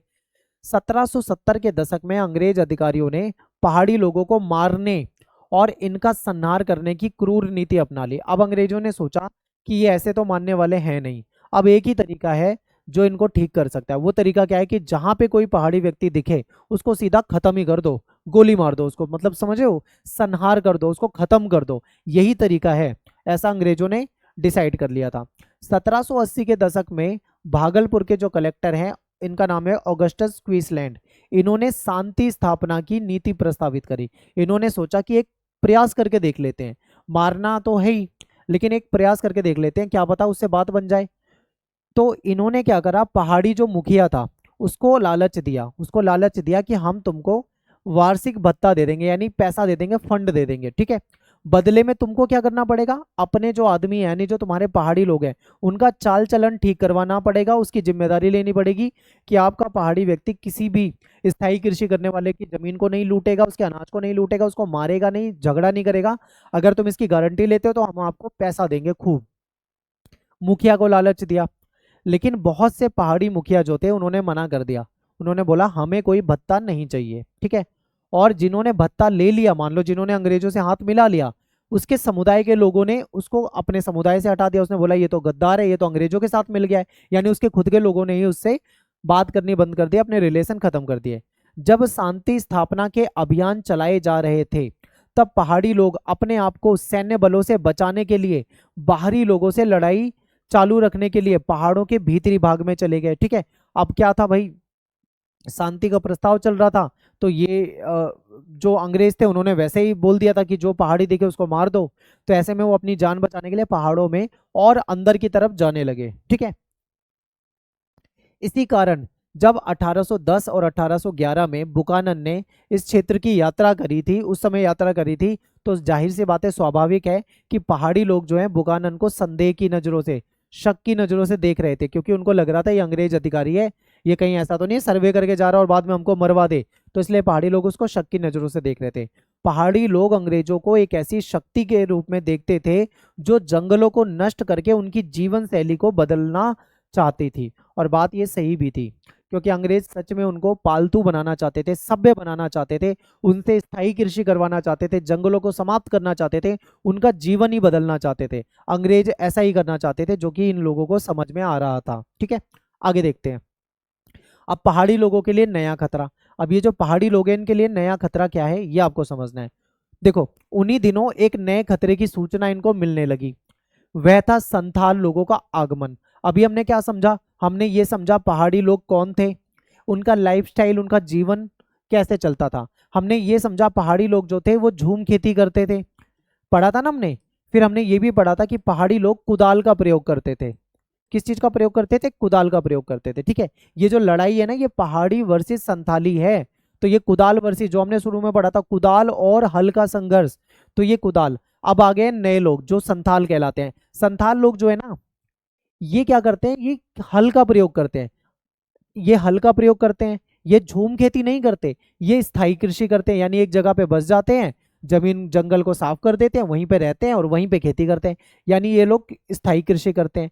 अब ये एक नया खतरा बनकर आए पहाड़ी लोगों के लिए। तो अब लड़ाई किसके बीच हो गई, पहाड़ी वर्सेस संथाल। अब संथाल कौन है उसको समझते हैं। संथाल लोग वहां के जंगलों का सफाया करते हुए, इमारती लकड़ियां जो थे उसके काटते हुए, जमीन जोतते हुए और चावल तथा कपास उगाते हुए इस इलाके में बड़ी संख्या से घुसे चले आ रहे थे। यानी जो संथाली लोग थे उन्हें जहां भी जंगल दिखा उन्होंने जंगल को काट के साफ कर दिया, जो भी पेड़ थे सारे पेड़ काट दिए, जमीन को जोतना शुरू करा, उसको खेत बनाना शुरू करा, वहां पे चावल उगाना शुरू कर दिया, कपास उगाना शुरू कर दिया, यानी उन्होंने जंगलों का सफाया कर दिया। अब ये जो पहाड़ी लोग हैं ये बेचारे जंगल में ही रहते हैं, जंगल से प्यार करते हैं, जंगलों में ही रहते हैं। अब वो इस चीज को कैसे बर्दाश्त कर सकते हैं, तो संथाल वर्सेस यहाँ पे क्या हो गया, पहाड़ी हो गया। आगे देखो, संथाल लोगों ने निचली पहाड़ियों में अपना कब्जा जमा लिया। जो संथाल लोग थे उन्होंने क्या करा, आप देखो पहाड़ी है, मान लो ये पहाड़ी एरिया है, अब इन पहाड़ियों में रहते हैं पहाड़ी लोग। अब इसके जो नीचे का हिस्सा है यहाँ पे किसका कब्जा हो गया, संथाल लोगों का कब्जा हो गया। यहाँ पे भी तो जंगल था, लेकिन संथाल लोगों ने क्या करा, सारा जंगल काट दिया, साफ कर दिया, यहाँ पे शुरू कर दी खेती। अब पहाड़ी बेचारों को अपनी जान बचाने के लिए और अंदर पहाड़ियों में जाना पड़ा। ठीक है, आगे देखो, इसलिए पहाड़ी लोगों को राजमहल की पहाड़ियों में और भीतर की तरफ यानी पीछे की तरफ हटना पड़ा। पहाड़ी लोग जो थे अपनी झूम खेती के लिए कुदाल का प्रयोग करते थे, कुदाल से खेती करते थे, हल नहीं चलाते थे, पहाड़ में हल चलने वाला भी नहीं है। ठीक है, इसलिए यदि कुदाल को पहाड़ी जीवन का प्रतीक माना जाए तो हल को संथालों का प्रतीक मान सकते हैं। ठीक है, मैंने आपको टॉपिक शुरू होने से पहले बताया था कुदाल और हल का मतलब यहाँ पे प्रतीक से है। कुदाल किसका प्रतीक है, पहाड़ी लोगों की खेती करने के तरीके का प्रतीक है। संथाल जो है उसका वो हल जो किसका प्रतीक है, तो आप वो कहोगे संथालों का प्रतीक है। ठीक है, आगे देखो, कुदाल और हल की जो ये लड़ाई थी ये बहुत लंबे समय तक चलती रही और इसके बारे में ही हम यहाँ पे पढ़ रहे हैं। ठीक है, अब संथाल लोगों के बारे में देखो, पहाड़ी लोगों के बारे में हमने सब कुछ पढ़ा, अब संथाल लोगों के बारे में देखो कि संथाल कौन थे, क्या काम करते थे, कैसे रहते थे, समझिए। तो गुंजरिया पहाड़ जो कि राजमहल की श्रृंखलाओं का ही एक हिस्सा होता था, राजमहल की बहुत सारी पहाड़ियां थी उसमें से एक गुंजरिया पहाड़ था।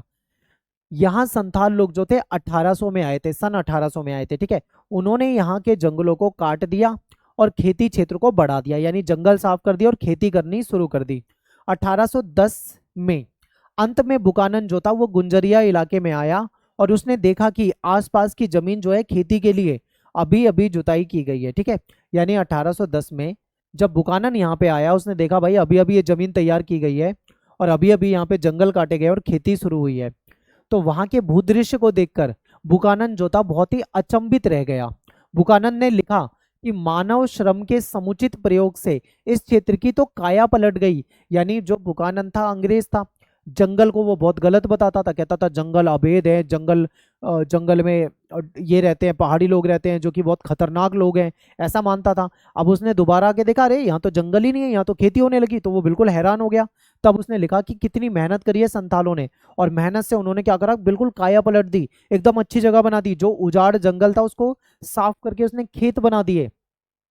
फिर वो लिखता है कि गुंजरिया में अभी अभी जुताई की गई है, जिससे ये पता चलता है कि इससे कितने शानदार इलाके में बदला जा सकता है। यानी पहाड़ को, सॉरी, जंगल को अगर काट दिया जाए और उसको खेत में बदल दिया जाए तो वो शानदार हो जाता है। ऐसा कौन कह रहा है?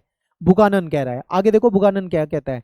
ये कहता है कि मैं सोचता हूं इसकी सुंदरता और समृद्धि विश्व के किसी भी क्षेत्र जैसे विकसित की जा सकती है, यानी दुनिया के किसी भी क्षेत्र जैसा इसको बनाया जा सकता है। ऐसा कौन मान रहा है? बुकानन मान रहा है। ठीक है, आगे देखो बुकानन क्या कहता है। कहता है कि यहाँ की जमीन जो है चट्टानी है, लेकिन बहुत ज्यादा बढ़िया है। बुकानन ने इतनी बढ़िया तंबाकू और सरसों कहीं नहीं देखी। कहता है जितनी अच्छी तंबाकू और सरसों की खेती इस जमीन पे होती है, ऐसी उसने दुनिया में कहीं नहीं देखी। बुकानन ने जब इस जमीन के बारे में पूछा तो उसको पता लगा कि संथाल लोग जो थे वो आए थे और उन्होंने यहाँ पे जंगल को साफ करा है और कृषि क्षेत्र की सीमा बढ़ा दी है। तो संथालों के आने से पहाड़ी लोगों के को पहाड़ों में नीचे की तरफ, मतलब नीचे की तरफ से भगा दिया गया, वो और अंदर की तरफ जाना पड़ा उनको, और वहां पे जाके वो मजबूर हो गए थे। ठीक है, और अंदर जाके बस गए थे। अब ये जो संथाल लोग हैं, ये राजमहल की पहाड़ियों में कैसे पहुंचे, ये बहुत इंपॉर्टेंट है।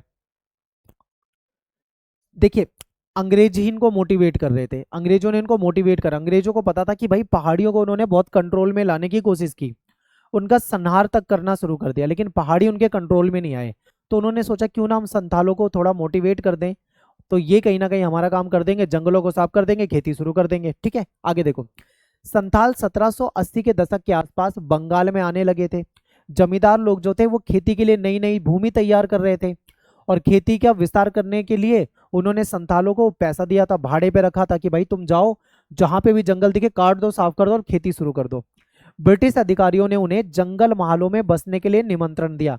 यानी अंग्रेज समझ चुके थे कि पहाड़ियों को कंट्रोल करो ना करो, इनको अपना दोस्त बना लो और इनसे खूब खेती करवाओ। तो अंग्रेजों ने भी क्या करा, इनको मोटिवेट करा, इनको बोला आओ यहाँ पे बसो, क्योंकि अंग्रेजों ने पहाड़ी लोगों को स्थायी कृषि करने के लिए बहुत मोटिवेट करने का प्रयास करा, लेकिन जो पहाड़ी लोग थे वो मानते ही नहीं थे, यानी अंग्रेज असफल रहे। तभी उनका ध्यान चला गया संथालों की तरफ, उन्हें लगा ये अच्छा मुनाफा कमा के हमें देंगे।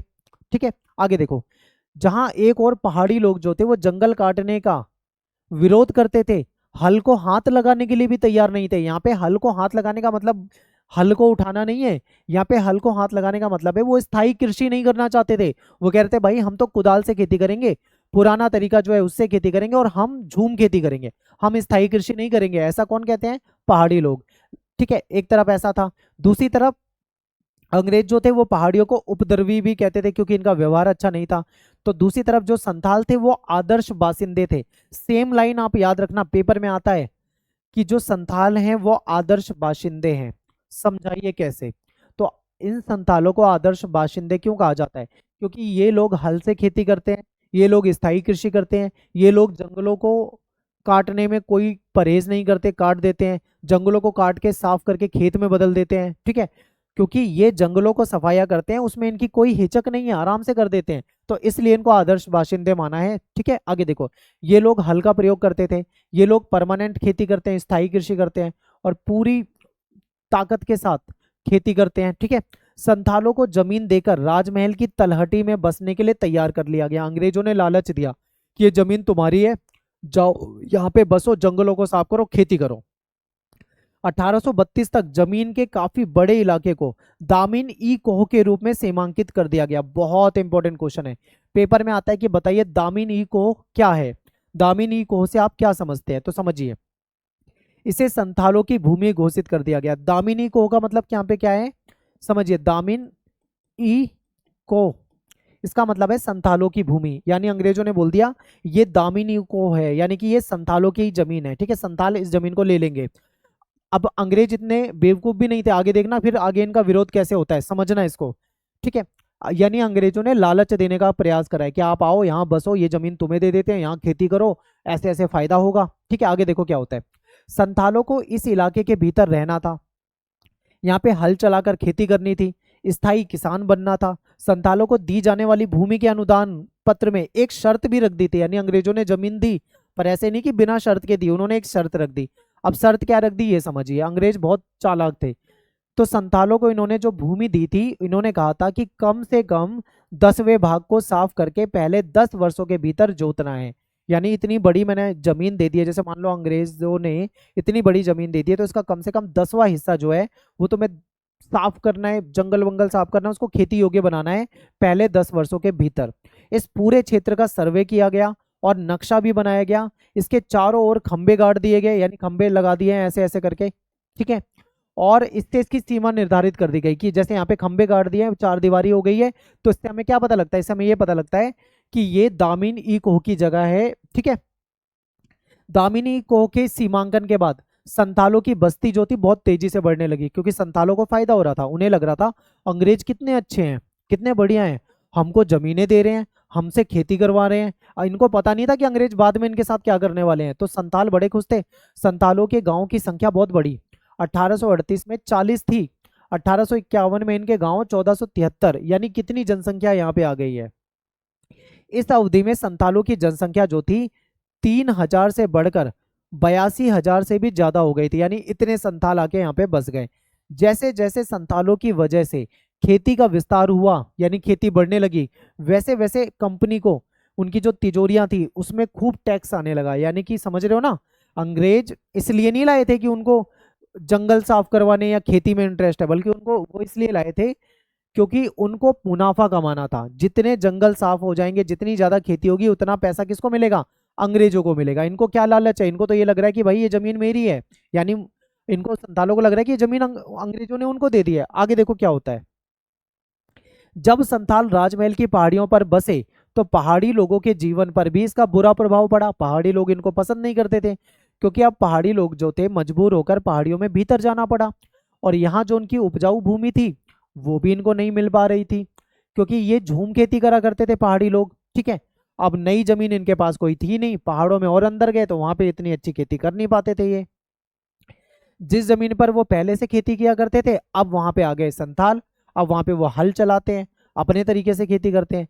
ऐसे में कहीं ना कहीं पहाड़ी लोगों का जीवन जो था बुरी तरीके से प्रभावित हुआ, और झूम खेती को आगे नहीं चला पाए, ठीक है, आगे नहीं चल पाई, और पहाड़ी शिकारियों को भी समस्याओं का सामना करना पड़ा। अब पहले जैसा इनका लाइफ जीवन बचा नहीं।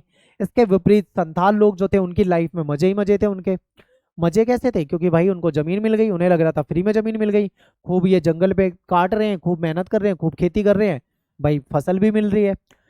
क्योंकि खाना बदोश जिंदगी जीते थे पहले कभी ये, अब उस जिंदगी को छोड़ चुके थे, यानी ये बंजारों वाली जिंदगी को छोड़ चुके थे, अब परमानेंट रह के स्थायी कृषि कर रहे थे बेचारे एक जगह पर। संथाल लोग बाजार के लिए कई तरह की जो कॉमर्शियल फसलें हैं, जैसे मतलब लाभ हो, ऐसी फसलें उगाते थे। व्यापारी और साहूकार जो होते थे उनके साथ उनका लेन देन रहता था, ठीक है, पैसा लेन देन भी होता उनका होता था। संथालों ने, यहाँ तक तो सब सही था, लेकिन संथालों ने जल्दी ही समझ लिया कि उन्होंने जिस भूमि पर खेती करनी शुरू की थी वो भूमि उनके हाथों से निकलती जा रही है। अब समझिए ध्यान से, यहाँ पे हो गया इनके साथ खेल। अभी तक तो ये सोच रहे थे अंग्रेज कितने अच्छे, हमको जमीन दे दी, हमसे खेती करवा रहे हैं, बहुत बढ़िया। अब इनको समझ में आया कि जो जमीन उनको मिली थी वो जमीन उनके हाथ से निकल रही है। अब वो उनके हाथ से कैसे निकल रही है, बहुत इंपॉर्टेंट है, समझिए। संथालों ने जिस जमीन को साफ करा, खूब मेहनत करी, सारा जंगल काटा, जहां पे इन्होंने खेती करनी शुरू करी, अब सरकार ने यानी अंग्रेजों ने वहां पे टैक्स लगा दिया, और बहुत ज्यादा टैक्स लगा दिया। अब टैक्स भरने के लिए भाई पैसा चाहिए। साहूकार लोग जो थे वो भी इनको ब्याज पे पैसा तो दे रहे थे, मना नहीं कर रहे थे, लेकिन ब्याज ले रहे थे बहुत ज्यादा, यानी ऊंची दरों पर इनसे क्या करने लगे, पैसा लेने लगे। जब कोई संथाल कर्ज अदा नहीं कर पाता था तो ऐसे में उसकी जमीन जो थी वो कब्जा हो जाती थी, उसकी जमीन छीन ली जाती थी। जमींदार लोग जो थे दामिन इलाके पर अपना कंट्रोल जो थे, उसका जो मतलब उनका जो नियंत्रण था, ठीक है, वो दावा कर रहे थे, यानी जमींदार लोग जो उनकी जमीनें थी उस पर दावा करने लगे थे। 1850 के दशक तक संथाल लोग ऐसा महसूस करने लगे कि अपने लिए एक आदर्श संसार का निर्माण करने के लिए जहां उनका अपना शासन हो, यानी अब इनको ऐसा महसूस होने लगा था कि हम तो डूब गए भाई, अंग्रेजों ने हमको लूट लिया, हमें जमीन का लालच देके हमसे खेती करवाई और बाद में इतना टैक्स बढ़ा दिया, हम टैक्स दे नहीं पा रहे हैं, हमें कर्जा लेना पड़ रहा है, उधर से कर्जदार जो है वो हमारी जमीनों पे कहीं ना कहीं कब्जा करवा रहा है, हमारा तो कुछ बचा नहीं। तो इन्होंने सोचा क्यों ना एक ऐसा संसार होता हमारा, हम एक ऐसी जगह बनाते जहाँ पे हम सुखी रहते, हमें कोई टेंशन नहीं रहती, ऐसा ये सोचने लगे। आगे देखो क्या होता है। जमींदार, साहूकार, औपनिवेशिक राज्य, यानी सब कहीं ना कहीं, ठीक है, इनके विरुद्ध विद्रोह का समय आ चुका था। इन्होंने सोचा कि हमारा इनको समझ में आ गया था संथालों को कि इनका शोषण कौन कर रहा है। सबसे पहले इनका शोषण किसने करा संथालों का? अंग्रेजों ने करा। उनको झूठ बोल के लालच देके ऐसा ऐसा कर दिया। फिर साहूकार ने ज्यादा ब्याज पे इनसे पैसा देना शुरू कर दिया, जमींदार उनकी जमीन को कब्जाने लगे, यानी इन तीनों ने ही कहीं ना कहीं संथाल लोगों के साथ गलत करा है। तो इन्होंने क्या करा, इनके खिलाफ विद्रोह कर दिया। अब आगे समझो। 1855-1856 के संथाल विद्रोह के बाद संथाल परगना, यानी जो इनका इलाका था, इसका निर्माण कर दिया गया, यानी इनका एक अलग इलाका बना दिया गया जिसको संथाल परगना कहा गया, ठीक है, जिसके लिए 5500 वर्ग मील का क्षेत्र भागलपुर और बीरभूम जिले में से लिया गया था, ठीक है, इन जिलों में से लिया गया था। औपनिवेशिक राज्य को ये आशा थी कि संथालों के लिए अगर हम नया परगना बनाते हैं और उनसे कुछ विशेष कानून उस पर लागू कर देते हैं तो संथाल लोग जो है, जो विरोध कर रहे हैं, वो संतुष्ट हो जाएंगे, वो खुश हो जाएंगे, ऐसा अंग्रेजों को लगा। अगले टॉपिक पे चर्चा करते हैं, बुकानन का विवरण। बुकानन ने जो देखा उसके बारे में क्या लिखा, इसको समझते हैं। तो देखिए, बुकानन जो था उसके कई विवरण मिले हमें, लेकिन वो ब्रिटिश ईस्ट इंडिया कंपनी का कर्मचारी था। हमको हमेशा ध्यान रखना है वो जो भी लिख रहा है वो ईस्ट इंडिया कंपनी के नजरिए से लिख रहा है, ठीक है, उसके हिसाब से लिखेगा, क्योंकि वो उसका कर्मचारी है। वह नक्शा नवीसों, सर्वेक्षकों, पालकी उठाने वाले और कुलियों के साथ यात्रा करता था, यानी बहुत सारे लोगों को झुंड में लेके फिर यात्रा करता था। उसकी यात्राओं का जो खर्चा था वो ईस्ट इंडिया कंपनी उठाती थी। उसके बदले में बुकानन उनको क्या जानकारी देता था, ये समझना है। बुकानन उनको ये जानकारी देता था कि कहाँ की जमीन पे अच्छी खेती हो सकती है, कहाँ ज्यादा संसाधन अंग्रेजों को मिल सकते हैं, कहाँ से उनको ज्यादा लाभ हो सकता है, ठीक है। तो बुकानन को साफ साफ हिदायत दे रखी थी कि उसको क्या देखना है, मतलब जहां पे भी जाएगा तो उसको क्या ढूंढना है, क्या खोजना है, क्या लिखना है, सब कुछ उसे ईस्ट इंडिया कंपनी के अकॉर्डिंग ही करना था, ठीक है। जब कंपनी ने अपनी शक्ति को बढ़ा लिया और अपने व्यवसाय का विकास कर लिया तो प्राकृतिक साधनों की खोज में जुट गई कि भाई अब तो उनकी कंपनी स्थापित होगी है, पैसा अच्छा कमा रहे हैं, अब ये ढूंढो कि कहाँ पे प्राकृतिक संसाधन है जिन पे कब्जा कर लिया जाए और उसका भी मनचाहा उपयोग किया जाए और वहां से भी खूब पैसा बनाया जाए। ऐसा अंग्रेजों ने सोचा और इसको काम पे लगा दिया। बुकानन ने राजस्व स्रोतों का सर्वेक्षण करा, ठीक है, खोज यात्राएं करी और जानकारी इकट्ठा करी। भूगोलवेता, भूविज्ञानियों, वनस्पति विज्ञानियों, चिकित्सकों को भी भेजा गया। बुकानन जहां पे भी जाता था वहां उसने पत्थर और चट्टानों और वहां की जो भूमि है उसके अलग अलग लेवल पर अलग अलग परतों को बहुत अच्छे तरीके से ध्यानपूर्वक देखा था। उसने वाणिज्यिक दृष्टि से, यानी उसने कमाई के नजरिए से देखा था, ठीक है। जो कीमती पत्थर थे, जो कीमती खनिज संसाधन थे, चाहे लौह अयस्क हो, ग्रेनाइट के पत्थर हो या जो भी हो, उसने पता लगाया कि किस जगह पे कौन सा संसाधन है, कहां से अंग्रेजों को ज्यादा मुनाफा कराया जा सकता है, उसने ये देखा। बुकानन किसी भी भूदृश्य के बारे में लिखता था तो वह केवल इतना नहीं लिखता था कि उसने क्या देखा है वहां पे, ठीक है, बल्कि वो ये भी लिखता था कि उसमें कैसे चेंजेस कर सकते हैं, कैसे उसको बदल दिया जाए तो वहां से खूब उत्पादन बनाया जा सकता है। मैं आपको एक एग्जांपल देके समझाऊंगा। जैसे मान लो बुकानन गया घूमने, किसी जंगल में गया, उसने वहां पे देखा कि ये बहुत बड़ी जमीन है, ठीक है। बुकानन ने ऐसा महसूस करा कि ये जमीन तो बहुत बड़ी है, लेकिन यहाँ पे क्या है, यहाँ पे बहुत सारे पेड़ हैं, पूरा का पूरा पेड़ से घिरा हुआ है। फिर बुकानन देखेगा, उसके बारे में लिखेगा, फिर वो ये भी बताएगा कि अगर इन सारे पेड़ों को काट दिया जाए, इसको एक खेत बना दिया जाए तो वहां पे खेती अच्छी हो जाएगी, वहां से पैसा मिलेगा, फायदा हो जाएगा, ठीक है। ऐसे बुकानन लिखा करता था। वहां पे कौन सी फसलें उगाई जा सकती है, कौन से पेड़ काटे जा सकते हैं, ठीक है। उसने वन को कृषि भूमि में बदलने की बात की, वो सारी बातें अंग्रेजों को बताता था। ये हो गया हमारा दूसरा टॉपिक खत्म। अब अगला टॉपिक है देहात में विद्रोह, बंबई दक्कन, यानी बंबई दक्कन की तरफ चलते हैं, वहां देखते हैं वहां पे विरोध और विद्रोह किस बात को लेकर हुआ? तो 19वीं शताब्दी के दौरान भारत के विभिन्न प्रांतों के किसानों ने साहूकारों और अनाज के व्यापारियों के खिलाफ बहुत सारे विद्रोह करे थे। ठीक है, विद्रोह करे थे, किसने करे थे? किसानों ने करे थे। किसके खिलाफ करा था? साहूकार के खिलाफ करा था। ठीक है, अनाज के व्यापारियों के खिलाफ करा था। ऐसा ही एक विद्रोह हुआ था सन 1875 में, दक्कन दंगा, उसको दक्कन का विद्रोह भी कहा जाता है। ठीक है, इसमें क्या हुआ, इन्होंने लेखा बहिया जला दी। अब ये लेखा जो भी मतलब लिखित था, डॉक्यूमेंट था, उसको जला क्यों दिया, ये समझते हैं। तो ये आंदोलन जो है पूना, आज के समय में पुणे कहा जाता है, जो इस जिले के एक बड़ा गांव था जिसका नाम था सूपा। इस सूपा गांव में ये आंदोलन शुरू हुआ था। सूपा में क्या था, एक मंडी थी, विपणन केंद्र था जहाँ पे चीजों को बेचा जाता था। यहाँ पे बहुत सारे व्यापारी और साहूकार रहते थे। तो व्यापारी और साहूकारों के खिलाफ ये आंदोलन था। ठीक है, तो देखिए 12 मई 1875 को आसपास के जो गांव के इलाके के जो किसान थे वो एक जगह पे इकट्ठा हो गए। उन्होंने साहूकारों के पास गए, उनका जो बही खाता था उसको उन्होंने लिया, जो भी उनका कॉन्ट्रैक्ट होता था, मतलब इतना कर्जा लिया है तो वो सब लिखित में होता था। ठीक है, उसको लेकर मांगा उनसे और उनपे हमला बोल दिया, और उन्होंने जितनी भी बही खाते थे सारे जला दिए, ताकि कोई रिकॉर्ड ना बचे किसने किसका कितना कर्जा ले रखा है। अनाज की दुकानें जो थी लूट ली, कुछ मामलों में तो साहूकार के घर तक जला दिए, पूरे उनके घरों में आग लगा दी।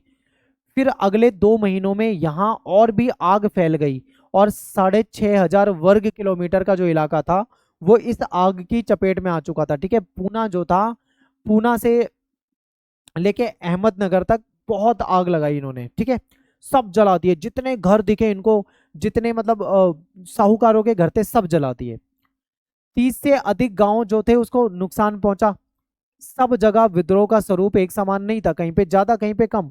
साहूकारों पे हमला किया जा रहा था, उनके बही खाते जलाए जा रहे थे, ऋण बंद जो है उसको नष्ट किया जा रहा था।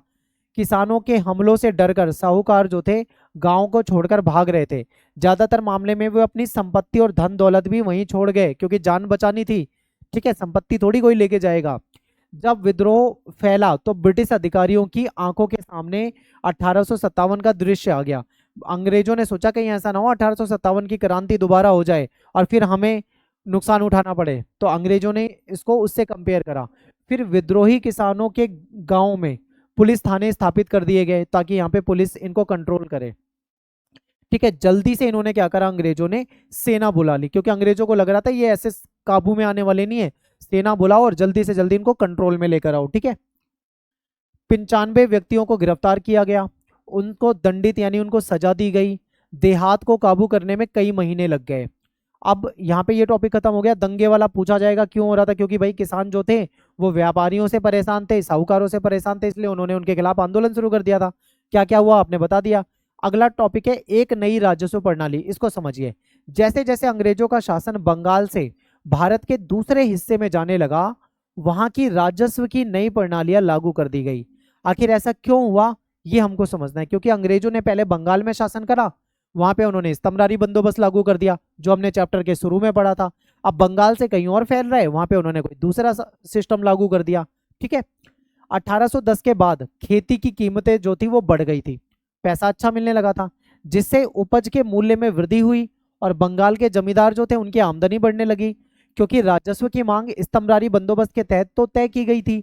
इसलिए औपनिवेशिक सरकार इससे बढ़ी हुई आय पर अपना हिस्सा कोई दावा नहीं कर पा रही थी, तो ये समस्या आ रही थी। अब देखो, अंग्रेजों ने स्तंभरारी बंदोबस्त के तहत अमाउंट फिक्स कर दिया था कि भाई फिक्स अमाउंट है और हमको फिक्स डेट में शाम तक जमा कर देना है, तो ये था। अब अगर अनाज की कीमत बढ़ गई है तो अंग्रेज टैक्स को नहीं बढ़ा रहे हैं। ठीक है, तो वहां पे उनको लाभ हो नहीं रहा। आगे देखो इन्होंने क्या करा, अपने वित्तीय संसाधनों को बढ़ाने की इच्छा से अंग्रेजों ने, सरकार ने अपने भू राजस्व को ज्यादा से ज्यादा बढ़ाने के तरीके पे विचार करा। अब इन्होंने सोचा कि जो स्तंभरारी बंदोबस्त लागू किया था वो सही नहीं है, क्योंकि इसमें फिक्स अमाउंट है। इसलिए इन्होंने क्या करा, 19वीं शताब्दी में औपनिवेशिक शासन में शामिल किए गए जो नए प्रदेश थे वहां पे राजस्व अलग बंदोबस्त शुरू करा। ठीक है, वहां पे राजस्व बंदोबस्त अलग लागू कर दिए, यानी जो उन्होंने बंगाल में स्तंभरारी बंदोबस्त लागू करा था उनको लगा इसमें थोड़ी कमियां हैं, हमें दूसरी जगह पे दूसरा दूसरा मतलब जो व्यवस्था है उसको लागू करना पड़ेगा। ठीक है, इसको राजस्व प्रणाली कहते हैं या रैयतवाड़ी व्यवस्था कहते हैं। ठीक है, अब रैयतवाड़ी व्यवस्था स्तंभरारी बंदोबस्त से कैसे अलग है ये आपको समझना है। स्तंभरारी बंदोबस्त आप समझ गए हो, स्तंभरारी बंदोबस्त में वापस रिवाइंड करा देता हूँ। एक अंग्रेज होता था, ठीक है, और एक होता था बिचौलिया जिसको हम जमींदार कहते थे, जमींदार होता था, ठीक है। तीसरा होता था किसान, यानी जमींदार किसान से पैसा लेता था और वो पैसा अंग्रेज को दे देता था। ये तो था इस्तमरारी बंदोबस्त में। लेकिन ये जो रैयतवाड़ी व्यवस्था लेकर आए अंग्रेज, उसमें उन्होंने इस व्यवस्था को खत्म कर दिया। अब कौन सी व्यवस्था लेके आए हैं इसको जानते हैं। बंबई दक्कन में जो राजस्व प्रणाली लागू की गई थी उसको रैयतवाड़ी कहा गया था। बंगाल में लागू की गई प्रणाली के बिल्कुल अपोजिट थी। इस प्रणाली के अंतर्गत राजस्व की राशि सीधे रैयत के साथ तय की जाती थी। यानी यहाँ पे क्या है, अंग्रेज लोग हैं और दूसरी तरफ किसान लोग हैं। जो भी टैक्स देना है सीधा किसान से तय होगा, जमींदार यहाँ पे बीच में नहीं है। समझ गए? आगे देखो, अलग अलग प्रकार की भूमि से होने वाली औसत आय का अनुमान लगा लिया। अब यहाँ पे क्या है, टैक्स भी अलग अलग है। उसमें क्या था, फिक्स था, कैसी भी जमीन हो फिक्स था, यहाँ पे नहीं है। अब मान लो देखो, कई तरह की जमीन होती है, मान लो दो तरह की जमीन है। एक जमीन है ए, ये बहुत उपजाऊ है, यहाँ पे खूब फसल होती है, खूब खेती होती है। दूसरी जमीन है बी, अब यहाँ उतनी फसलें नहीं हो पाती, ये ज्यादा उपजाऊ नहीं है। तो क्या दोनों से बराबर टैक्स लिया जा सकता है? नहीं लिया जा सकता। ये चीज अंग्रेज समझ चुके थे। जहां पे ज्यादा कमाई होगी वहीं से तो ज्यादा टैक्स लोगे, जहां पे कम कमाई होगी वहां पे कम टैक्स लोगे। तो इसलिए क्या करा इन्होंने, अलग अलग जमीन पे होने वाली जो खेती है उसका अनुमान लगाया और एक एवरेज निकाला, उसके हिसाब से इन्होंने टैक्स रखा, ठीक है। रैयत की राजस्व अदा करने की क्षमता का आकलन कर लिया जाता था और सरकार के हिस्से के रूप में उसका एक अनुपात निर्धारित कर दिया गया था। यहाँ पे इन्होंने, अंग्रेजों ने एक और दिमाग लगाया। इन्होंने ये भी देख लिया कि जो किसान यानी जो रैयत है वो कितना टैक्स दे सकता है, उसकी औकात कितनी है, उसका उसका आकलन कर लिया, उस हिसाब से उस पर उन्होंने टैक्स लगाया। जबकि इस्तमरारी बंदोबस्त में क्या था, उसमें कोई मतलब नहीं था। अंग्रेजों ने बोला हमको फिक्स अमाउंट चाहिए, अब किसान दे पा रहा है या नहीं दे पा रहा उससे कोई मतलब नहीं था। तो वो समझ चुके थे कि ऐसे काम नहीं चलेगा, इसलिए यहाँ पे इन्होंने इस चीज का भी ध्यान दिया। आगे देखो, इन्होंने यहाँ पे एक सबसे बड़ा बदलाव करा कि हर 30 साल के बाद जमीनों का दोबारा से सर्वे करवाएंगे और दोबारा से राजस्व की राशि जो है वो बढ़ा देंगे उसके हिसाब से कि किस प्रकार की वो फसल दे रहा है। राजस्व की मांग अब स्थायी नहीं थी। पहले वाले में क्या था, इस्तमरारी बंदोबस्त में उन्होंने फिक्स कर दिया था अमाउंट, ठीक है। उसमें कोई नहीं था कि इतने साल बाद बदल देंगे, उतने साल बाद बदल देंगे, ऐसा कुछ नहीं था। लेकिन यहाँ पे इन्होंने ऐसा कर दिया। अब इन्होंने ऐसा क्यों करा, क्योंकि ये समझ चुके थे इस्तमरारी बंदोबस्त जो था उससे ज्यादा फायदा नहीं हुआ।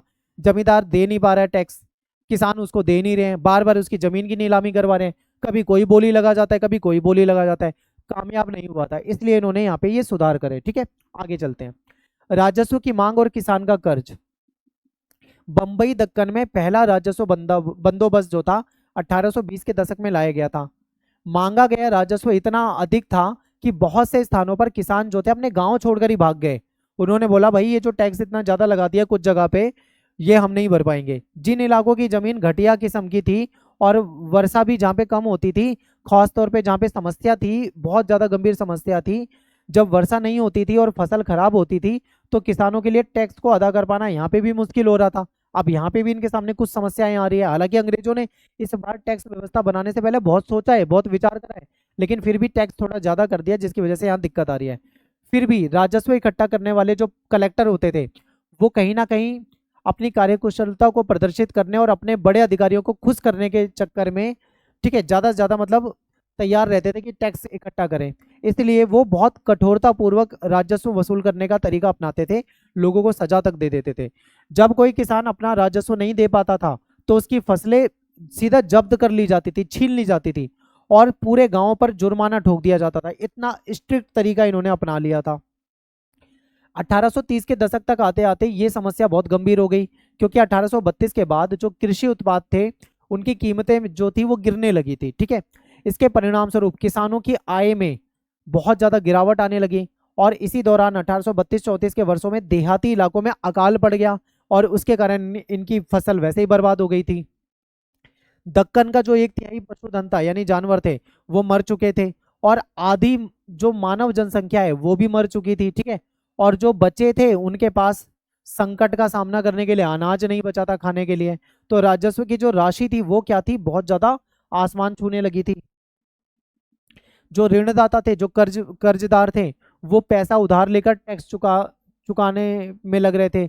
लेकिन रैयत ने एक बार ऋण ले लिया तो उसको वापस करना उसके लिए बहुत मुश्किल हो जाता था। एक बार कर्जे के जाल में फंसे तो वो कभी कर्जे को चुका नहीं पाते थे, जिसके कारण कहीं ना कहीं उनकी जो निर्भरता थी वो कर्जदारों पे बहुत ज्यादा हो रही थी। ठीक है, स्थिति इतनी बिगड़ गई थी यहाँ पे कि किसानों को अपनी जो डेली लाइफ में जो काम में आने वाली चीजें हैं वो भी उनके पास नहीं थी। 1840 के दशक के मध्य में एक विशेष प्रकार का आर्थिक पुनरुत्थान के लक्षण भी यहाँ पे दिखाई देने लगे थे।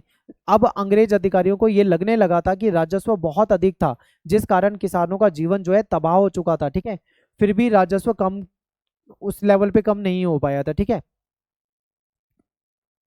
बाद में क्या करा गया, राजस्व को थोड़ा कम किया गया। 1845 के बाद कृषि उत्पादों की कीमतें धीरे धीरे बढ़ने लगी। किसान अपनी कृषि क्षेत्र को वापस से बढ़ाने लगे। किसानों को हल बैल बीज आदि ये सारी चीजें जो थी साहूकार से कर्ज पे लेने पड़ रहे थे। आगे देखो क्या होता है, फिर कपास में तेजी आ जाती है, यानी कि अब थोड़ी सी स्थिति इनकी पहले से सुधरने लगी है, क्योंकि टैक्स जो था वो थोड़ा कम कर दिया गया है, कृषि की कीमतें बढ़ने लगी है, तो थोड़ा सा ठीक हो गया था। फिर कपास में तेजी आई। अब देखो कपास में तेजी आती है तो क्या होता है, 1860 का दशक से पहले ब्रिटेन में कच्चे माल के तौर पे जो भी मतलब कपास जाती थी उसका 3/4 हिस्सा जो था अमेरिका से जाता था, अमेरिका से लेता था वो। ठीक है, ब्रिटेन के सूती वस्त्र के जो विनिर्माता थे वो लंबे अरसे से अमेरिका की जो कपास आती थी उस पे ही डिपेंडेंट थे। ठीक है, उसकी वजह से ये परेशान भी थे। उन्हें लगता था कि अगर कल को अमेरिका का ये जो जो कपास आ रहा है ये बंद हो गया तो हमारा क्या होगा, हम तो कहीं के नहीं रहेंगे। इस प्रश्न से विचलित होकर वो बड़े उत्सुकता से कपास की आपूर्ति के अन्य स्रोत खोज रहे थे कि मान लो अगर कल को अमेरिका से आना बंद हो जाता है कपास तो हम कहाँ से लेंगे कपास। इस चीज पे इनका ध्यान था। 1857 में ब्रिटेन में कपास आपूर्ति संघ की स्थापना हुई और 1859 में मैनचेस्टर ये जो कॉटन कंपनी है ये बनाई गई थी। ठीक है, इनका उद्देश्य था कि दुनिया के हर भाग में कपास के उत्पादन को प्रोत्साहित करना है, जिससे कि उनकी कंपनी का विकास हो सके। ठीक है, इन्होंने क्या सोचा कि केवल अमेरिका पे डिपेंडेंट नहीं रहना, दुनिया में जहां भी कपास हो सकती है उनको मोटिवेट करना है ताकि वो ज्यादा से ज्यादा कपास उगाएं और हमको कपास मिल जाए, ऐसा इनके लिए था। भारत को एक ऐसा देश समझा गया जो अमेरिका से कपास की आपूर्ति बंद हो जाने पर, ठीक है मान लो बंद हो जाए तो ऐसी सूरत में कहीं ना कहीं लंका शायर को कपास भेज सकेगा। ठीक है, कहने का मतलब है कि मान लो अगर कल को अमेरिका से कपास आनी बंद हो गई तो कहाँ से कपास जाएगी भाई, सोचो, भारत से जा सकती है। इनको भारत में एक संभावना नजर आ रही थी। ठीक है, कि भारत से कपास अपने को मिल सकती है। भारत की भूमि और जलवायु दोनों ही कपास की खेती के लिए ठीक थी। यहाँ पे खेती हो सकती थी, यहाँ पे सस्ते मजदूर अवेलेबल थे, यहाँ पे जमीन अवेलेबल थी, यहाँ पे खेती हो सकती थी। अब ऐसा ही हो गया जैसा ये सोच रहे थे। 1861 में क्या हो गया, अमेरिका में गृह युद्ध छिड़ गया। अब गृह युद्ध छिड़ गया, अमेरिका में कपास आनी बंद हो गई, कम हो गई, तो ब्रिटेन के कपास क्षेत्र में कहीं ना कहीं तहलका मच गया। अमेरिका से आने वाली जो कपास थी अब उसमें गिरावट आ गई, यानी उतना कपास अब नहीं मिल पा रहा अमेरिका से जितना कि पहले मिलता था। अब इनको तो चाहिए ना कहीं से। ठीक है, अब इनको कहीं ना कहीं से चाहिए। तो आप ये मान लीजिए कि 1861 में जहां 20 लाख गांठें आती थी कपास की, 1862 में केवल 55,000 गांठों का आयात हुआ, यानी कितना ज्यादा आयात यहाँ पे इनका कम हो चुका था। भारत और अन्य देशों को ये संदेश भेज दिया गया कि ब्रिटेन को चाहिए खूब सारी कपास, ज्यादा से ज्यादा मात्रा में कपास उगाओ, हमें नहीं पता कैसे उगाना है पर उगाओ, ज्यादा से ज्यादा कपास उगाओ। अब भारत को ये संदेश पहुंच गया। अब किसानों की भाई मौज हो गई यहाँ पे। तो बंबई में कपास के सौदागर जो थे उन्होंने देखा कि दुनिया में कपास की मांग बहुत है, तो उन्होंने सोचा कि हम क्या करते हैं, कपास को प्रोवाइड कराते हैं। तो कपास की खेती को ज्यादा से ज्यादा प्रोत्साहन देने के लिए कपास पैदा करने वाले जिलों का इन्होंने दौरा करा कि कहाँ कहाँ पे कपास होती है वहां पे जाए। ठीक है, जब कपास की कीमतों में उछाल आया तो बंबई के पास जो निर्यातक थे उन्होंने ब्रिटेन की मांग को पूरा करने के लिए ज्यादा से ज्यादा कपास खरीदने का प्रयास करा। ठीक है, इन्होंने सोचा कि हम प्रोवाइड करा देंगे कपास, इससे इनका फायदा हो जाएगा। इसके लिए इन्होंने शहरी जो साहूकार थे इनको ज्यादा से ज्यादा अग्रिम राशि यानी एडवांस में पैसा दे दिया, क्योंकि साहूकार से उधार कौन लेता है, किसान लेता है। किसान जाएगा साहूकार के पास, वो उसके पास पहले से पैसा पड़ा है, बोलेगा ले जाओ। ठीक है, ताकि वो अधिक से अधिक राशि उधार दे सकें। जब बाजार में तेजी आती है तो ऋण आसानी से मिल जाता है, क्योंकि आसानी से अब क्या है, साहूकार आराम से किसान को पैसा दे देगा, उसको पता है कि बाजार में तेजी है, ये कपास उगाएगा, इसको मुनाफा होगा, मेरा कर्जा भी चुकाएगा और उसे पता है कि भाई पैसा वापस मिल जाएगा, तो वो भी पैसा देने के लिए तैयार थे। ठीक है, क्योंकि ऋणदाता जो है वो जो राशि देने वाले हैं उनको पता होता है कि वापस आ जाएगी। तो इन बातों का दक्कन के देहाती इलाकों में बहुत ज्यादा असर हुआ। दक्कन के जो गांव थे वहां पे जो किसान थे अचानक से उनको बहुत सारा पैसा मिलने लगा उधार। साहूकार जो थे वो लंबे समय के लिए उधार यानी लोन देना उन्होंने लोन देने के लिए तैयार हो गए, ठीक है, बदले में ब्याज लेते थे वो। जब अमेरिका में संकट की स्थिति बनी तो बंबई दक्कन में कपास का उत्पादन बहुत तेजी से बढ़ गया। 1860 से 1864 के दौरान कपास उगाने वाले जो एकड़ थे, यानी पहले जितने एकड़ में कपास उगाई जाती थी अब दुगना हो गया, यानी अब दुगने एकड़ में दुगने खेतों में खेती की जाने लगी। 1862 तक स्थिति ये आई कि ब्रिटेन में जितना भी कपास आता था उसका 90% भाग जो था वो केवल भारत से आ रहा था। सोचो, भारत की मौज हो चुकी थी, यहाँ पे किसानों की मौज हो गई थी, कर्जा मिलने लगा था, खेती हो रही थी, सब हो रहा था। लेकिन इन तेजी के वर्षों में सभी कपास उत्पादकों को समृद्धि प्राप्त नहीं हुई। कुछ धनी किसान तो थे, उनको तो फायदा हो गया, लेकिन ज्यादातर किसान जो थे वो कर्जे में डूब गए, क्योंकि उन्होंने बहुत सारा कर्जा ले लिया था। ठीक है, आगे देखो क्या होता है। ऋण का स्रोत सूख गया, इसका क्या मतलब है इसे समझिए। जिन दिनों कपास के व्यापार में तेजी रही थी, भारत के जो कपास के व्यापारी थे वो अमेरिका को स्थायी रूप से विस्थापित करके कच्ची कपास विश्व बाजार को अपने कब्जे में करने का सपना देखने लगे थे। ठीक है, यानी कि भारत में जो कपास के व्यापारी थे वो सोचे थे अमेरिका में तो ऐसा ही रहेगा, अब हम पूरी दुनिया में सबसे ज्यादा कपास बेचेंगे, ऐसे ये सपने देखने लगे थे। 1861 में बॉम्बे गजट के संपादक ने पूछा कि 10 राज्यों को विस्थापित करके लंकाशायर को कपास एकमात्र आपूर्ति करते बनने से भारत को कौन रोक सकता है। यानी कि जब अमेरिका में ये स्थिति आई है तो भारत को कौन रोक सकता है जो कपास दुनिया में ना फैलाए। ठीक है, लेकिन 1865 तक सिचुएशन बदल गई। अमेरिका में गृह युद्ध हो गया खत्म, अमेरिका में हालात हो गए पहले की तरह नॉर्मल, तो वहां कपास का उत्पादन जो था वो दोबारा से चालू हो गया। ब्रिटेन के भारतीय कपास के निर्यात में गिरावट आने लगी। ठीक है, अब देखो कितनी ज्यादा समस्या आ गई। महाराष्ट्र में निर्यात व्यापारी और साहूकार अब दीर्घ काल लंबे समय की अवधि तक ऋण देने में उत्सुक नहीं थे, क्योंकि उन्हें पता था कि भारत में अब उतनी कपास नहीं बिकेगी, अगर मैं लंबे समय तक के लिए पैसा दे दूंगा तो हो सकता है कल को मेरा पैसा ही वापस ना मिले। तो उन्होंने इंटरेस्ट दिखाना बंद कर दिया। उन्होंने ये देख लिया था कि भारतीय कपास की जो मांग है अब वो पहले से घट रही है और कपास की कीमतों में भी गिरावट आ रही है। इसलिए उन्होंने अपना कार्य जो था जो व्यवहार था, ठीक है, जो पैसा वैसा देने वाला सिस्टम था उसको कम कर दिया, खत्म कर दिया। और उन्होंने बोला कि जो बकाया पैसा है उसको जल्दी से वापस कर दो, ठीक है, जल्दी से ब्याज समेत वापस कर दो, इन्होंने ये बोलना शुरू कर दिया। एक और तो ऋण का स्रोत सूख गया। ऋण का स्रोत सूखने का मतलब है कि ऋण का स्रोत क्या था, लोन का स्रोत क्या था, साहूकार थे जो कि भर भर के पैसा दे रहे थे, लेकिन अब उन्होंने पैसा देने से मना कर दिया, यानी ऋण का स्रोत सूख गया। दूसरी तरफ टैक्स की मांग बढ़ गई, यानी पैसा भी नहीं आ रहा और टैक्स भी बढ़ गया है। तो पहला राजस्व जो था 1820 और 1830 के दशक में लाया गया था। अब अगला बंदोबस्त जो था उसको करने का समय आ गया था, क्योंकि उन्होंने कहा था कि 30 साल के बाद हम दोबारा से मतलब नया लाएंगे। तो इस नए बंदोबस्त में मांग को 50 से 100% तक बढ़ा दिया गया। बेचारे किसान ऐसी हालत में क्या करते, क्योंकि कीमतें जो थी वो गिर रही थी, कपास के खेत गायब हो रहे थे, कर्जे में वो पहले से डूबे हुए थे, अब इतना पैसा वो कहाँ से लाते, ये किसानों के सामने समस्या आ गई। इसलिए उन्होंने क्या करा, दोबारा से ऋणदाता यानी जो कर्ज देते थे साहूकार उनकी शरण में गए, लेकिन ऋणदाता जो थे वो पैसा देने से उन्होंने मना कर दिया। उसे अब रैयत द्वारा ऋण वापस अदा करने के लिए उसकी क्षमता पे विश्वास नहीं था, क्योंकि वो पैसा इसलिए नहीं दे रहा था क्योंकि उसे लग रहा था कल को ये पैसा ही नहीं दे पाएगा, जैसी सिचुएशन चल रही है।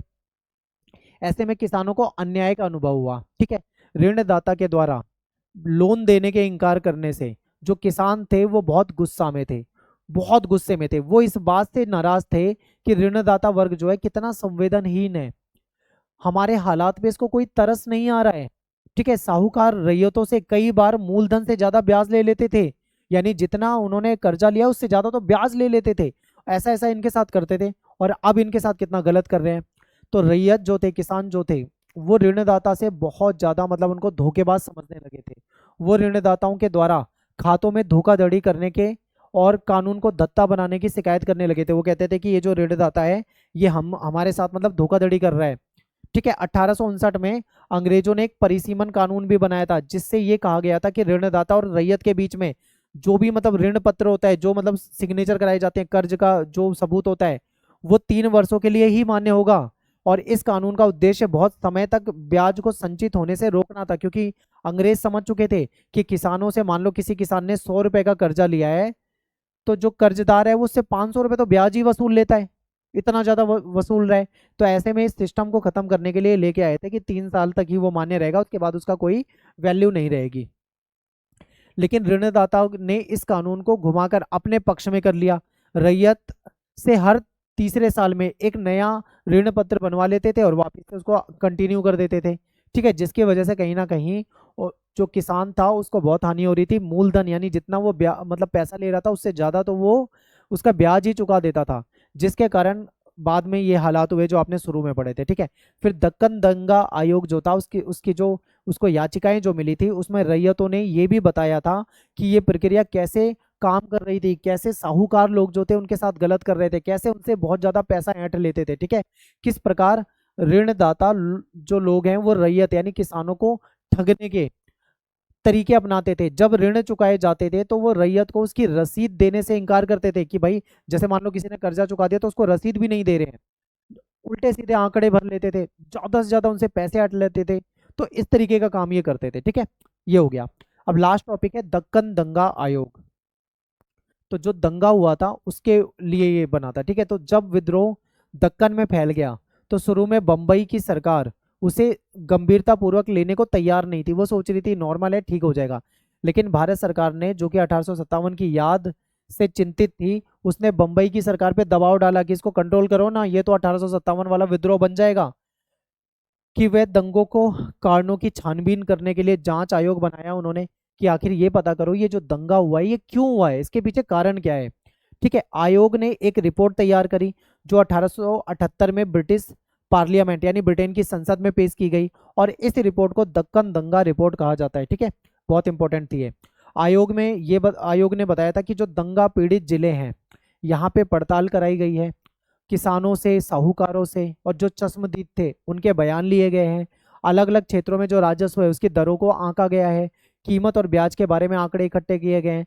जिला कलेक्टर के द्वारा भेजी गई जो रिपोर्ट है उसको भी इसमें संकलित किया गया है। ठीक है, तो ये था लास्ट में दक्कन दंगा आयोग और यहाँ पे हमारा ये जो टॉपिक है खत्म हो जाता है। चैप्टर बहुत बड़ा था, आई होप आपको समझ में आया होगा। जरा भी डाउट है तो कम से कम 2 बार उसे देखो, अच्छे तरीके से समझ में आ जाएगा। ठीक है, मेरा नाम सत्येंद्र प्रताप है, आप मुझे इंस्टाग्राम पे इस नाम से सर्च कर सकते हैं, एकलव्य स्टडी पॉइंट। आप मुझे वहाँ पे फॉलो कर सकते हैं। आपको कुछ भी पूछना हो तो आप डायरेक्ट मुझे वहाँ पे मैसेज कर सकते हैं। ठीक है, मिलता हूँ आपसे नेक्स्ट वीडियो में। Thanks for watching. वीडियो को लाइक कर दें, शेयर कर दें, कमेंट कर दें, सब्सक्राइब नहीं करा है तो सब्सक्राइब कर लो चैनल को। ठीक है, थैंक्स फॉर वॉचिंग। जय हिंद, जय भारत।